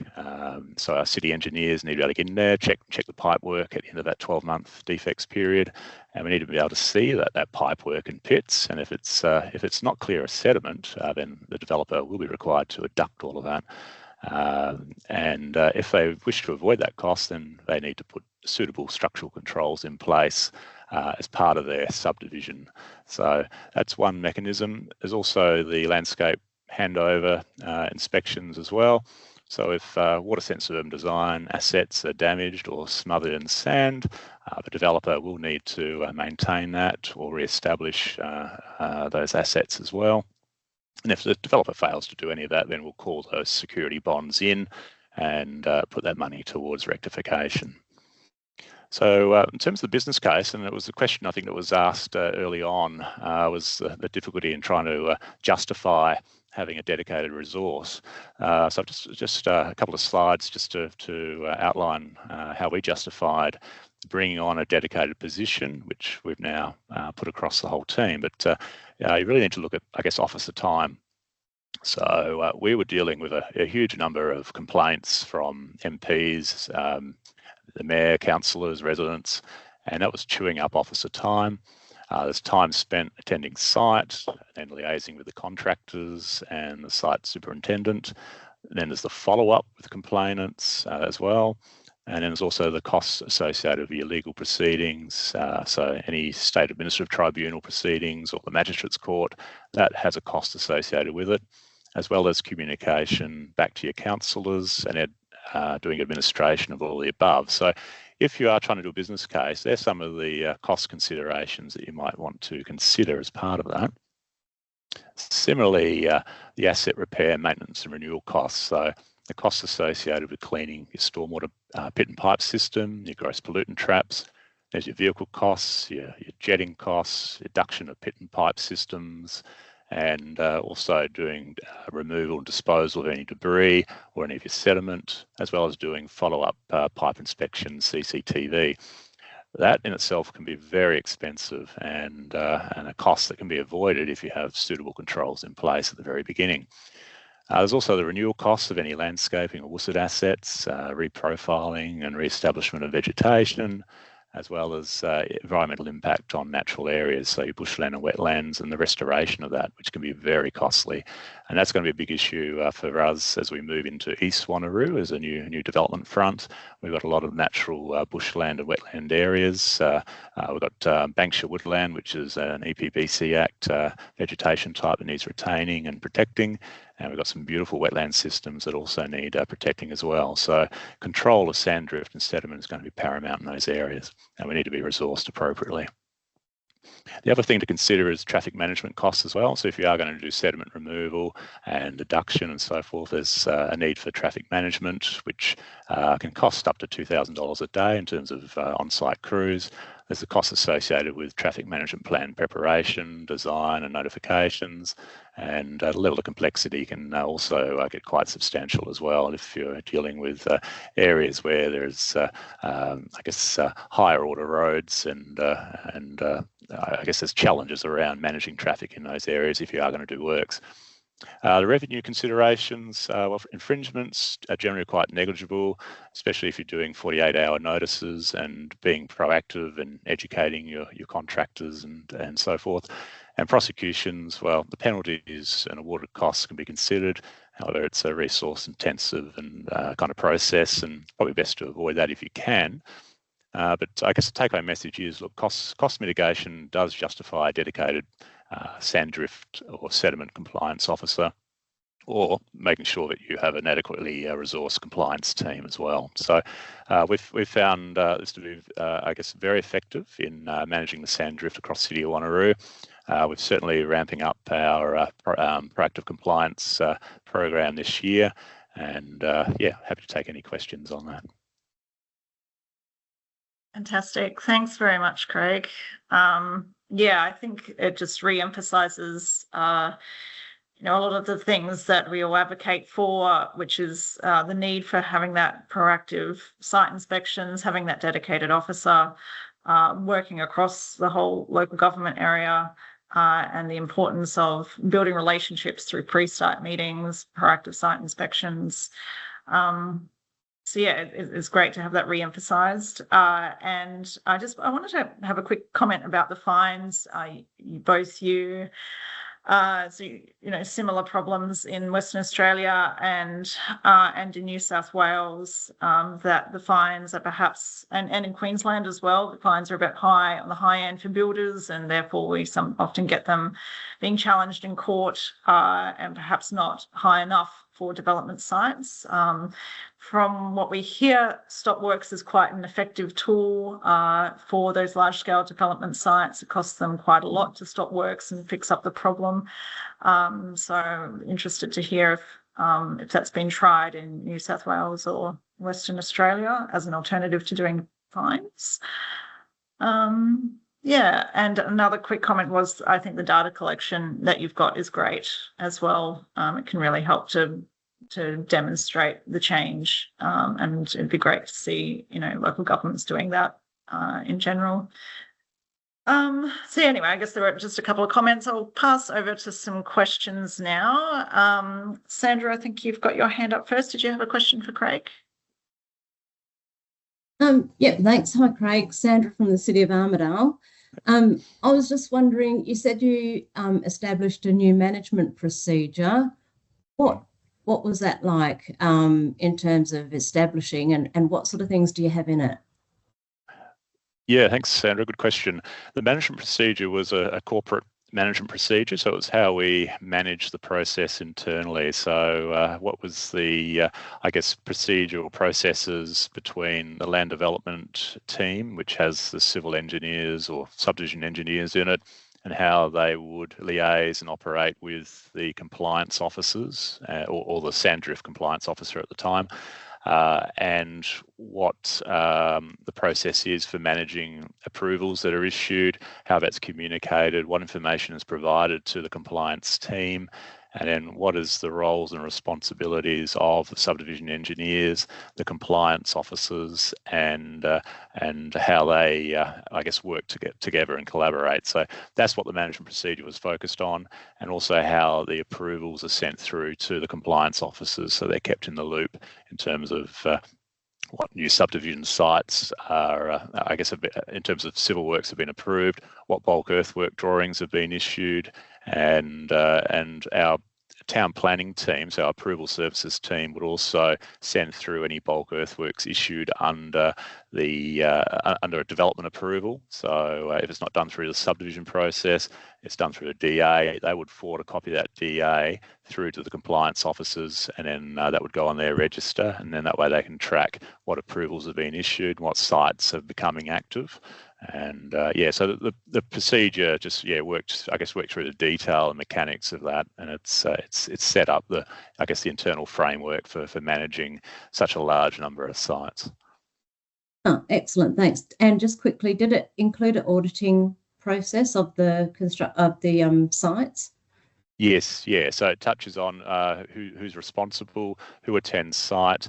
There's a locality assignment. So each compliance officer is given a particular set of sites which they are responsible for overseeing. So with 10 compliance officers, they can break the city up into 10 areas, and then they each have proactively inspecting those sites on a monthly basis, forming the relationship, and that way the contractors and the site superintendent know who they're dealing with. They've got consistency, and they're forming that relationship. So the relationship is key, and that's why we're getting such good compliance, because they know who they're dealing with. And we actually find that the contractors are ringing the city now and talking to the compliance officer proactively to say, look, we've done X, Y, and Z on site.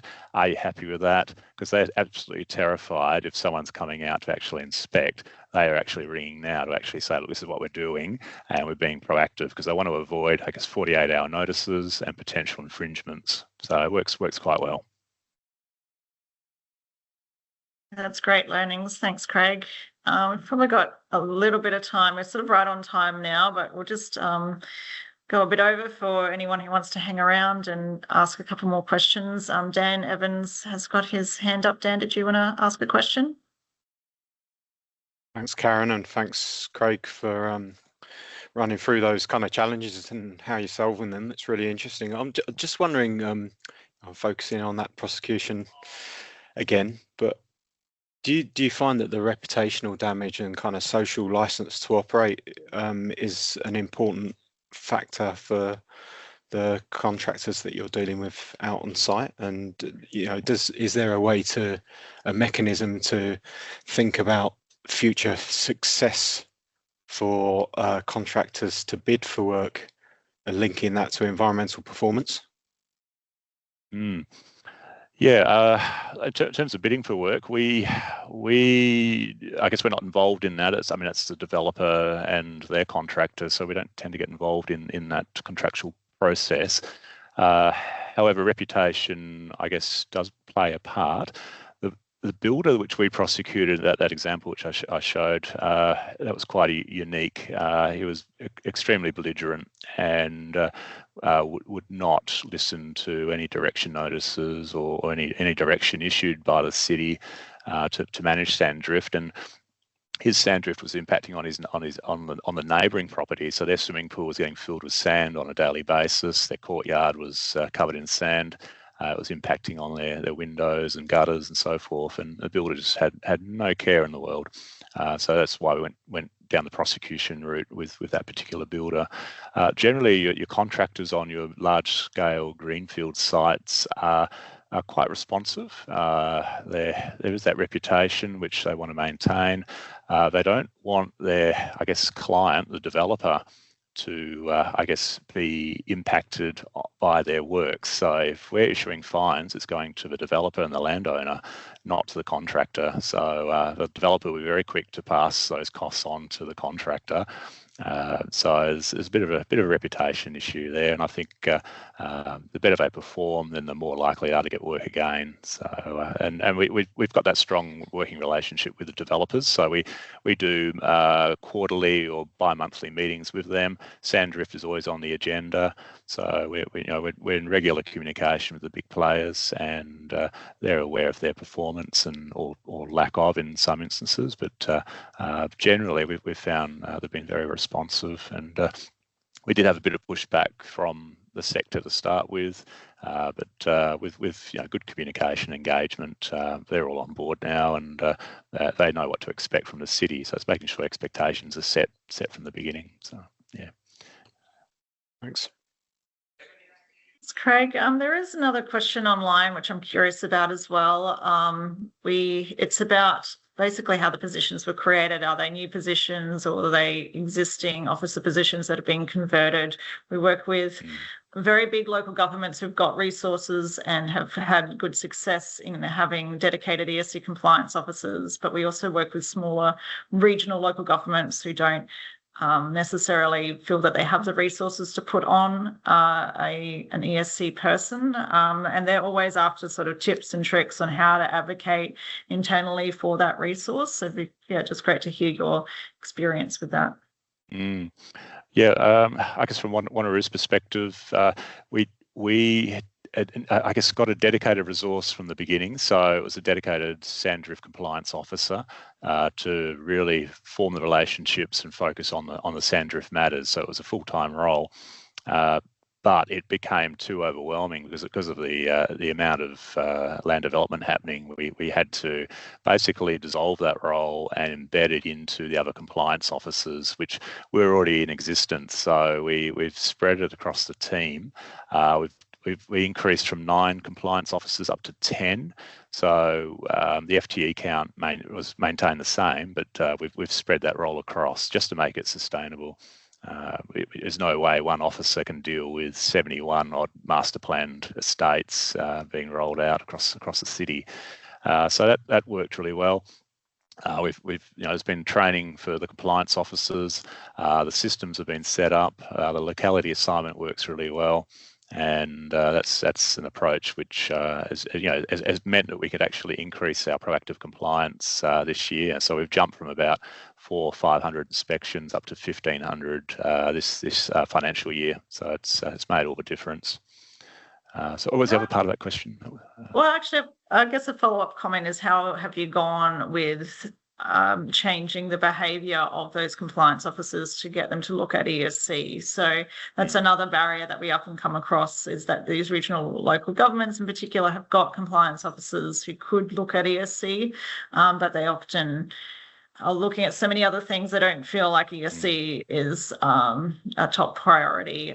So it often sort of falls away as part of their role. I think part of the trick is linking that role to the subdivision engineer. So if you've got your subdivision engineer attending site, going out on site, link that compliance officer to that other city officer that's attending site, because they've already got the relationships. They can introduce you to the site superintendent, they can introduce you to the contractor and their staff, and then you can start forming that relationship. So and that will give those officers a lot of confidence. So I think the subdivision engineers play a very important role in that process. Regional local governments, it can be challenging from a resource perspective. That's where you may want to look at maybe a shared resource with your neighbouring local governments, and potentially have that operating across local government boundaries. That may be a way to help I guess cover the costs associated with that. So yeah, I think look at options, and it's also the costs that you're offsetting as well. I think that's an important part of it. It's very expensive fixing assets if they're impacted by sediment and sand drift, and I think that needs to be part of your business case as well. Yeah, I've we did a business case a number of years ago, and I've just put that in the chat, a link to it in the chat if anyone wants to have a look at that. The numbers might be a bit out of date, but let's just add a CPI onto it. But you can have a look at the methodology as to how that was collected as well. Then we've probably got time for one more question. This is really topical and relevant to a lot of people in attendance. Melanie, you've put a question in the chat. Would you mind just going on microphone and just asking that question, if that's okay, if you're still online? Yeah, Craig, I just Melanie from City of Moreton Bay in Queensland. I'm just curious, with your compliance officers, are they dedicated to development compliance, or do they carry out the statutory building control function as well? Yeah, good question. Yeah, they have both roles. So they're doing statutory compliance and building compliance in terms of, I guess, building site management. So if there is sand drift coming off building sites, they can certainly address that as well as part of their role. So they're certainly they have other roles and responsibilities in addition to the sand drift compliance as well. So, but spreading it across 10 compliance officers it works very well in our, I guess, in our scenario, just from the sheer number of sites. Sure. Yep. Thank you. Yeah. Yep. And I'd like to just quickly address how the larger local governments in South East Queensland have tackled that. So as I mentioned before, they have gotten dedicated officers, and they've have chosen that as an approach. A slightly different situation in WA, where we have sort of two key pieces of legislation that can be activated. So having a dedicated officer means that they can have authority under both those pieces of legislation, under the Planning Act and the Environmental Protection Act. Often we find compliance officers only have authority under the Planning Act, and those people then get quite a lot of experience in ESC and the relevant legislation. And with the larger local governments, they will often have a team of people doing that particular role. But there's certainly good reason, particularly in the small local governments where the resources might be thinner, to have that as a combined role as an EHO, for example. Some of them do environmental health officer or a development compliance officer or engineer. All right, we might wrap it up there because we've come to time.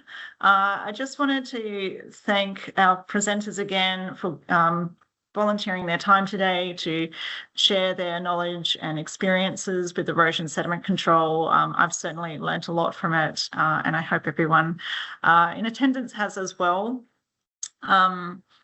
We have got an online feedback survey. If you would like to provide some feedback, I sent that around this morning, so you should have that one already, but I'll just pop it in the chat again as well. But otherwise, thank you very much for coming today, and yeah, hopefully we'll see you at our next National Urban Stormwater and Erosion Sediment Control webinar event. So yeah, please stay tuned for that one. We'll provide some information about it to you shortly. Thank you very much everyone for coming.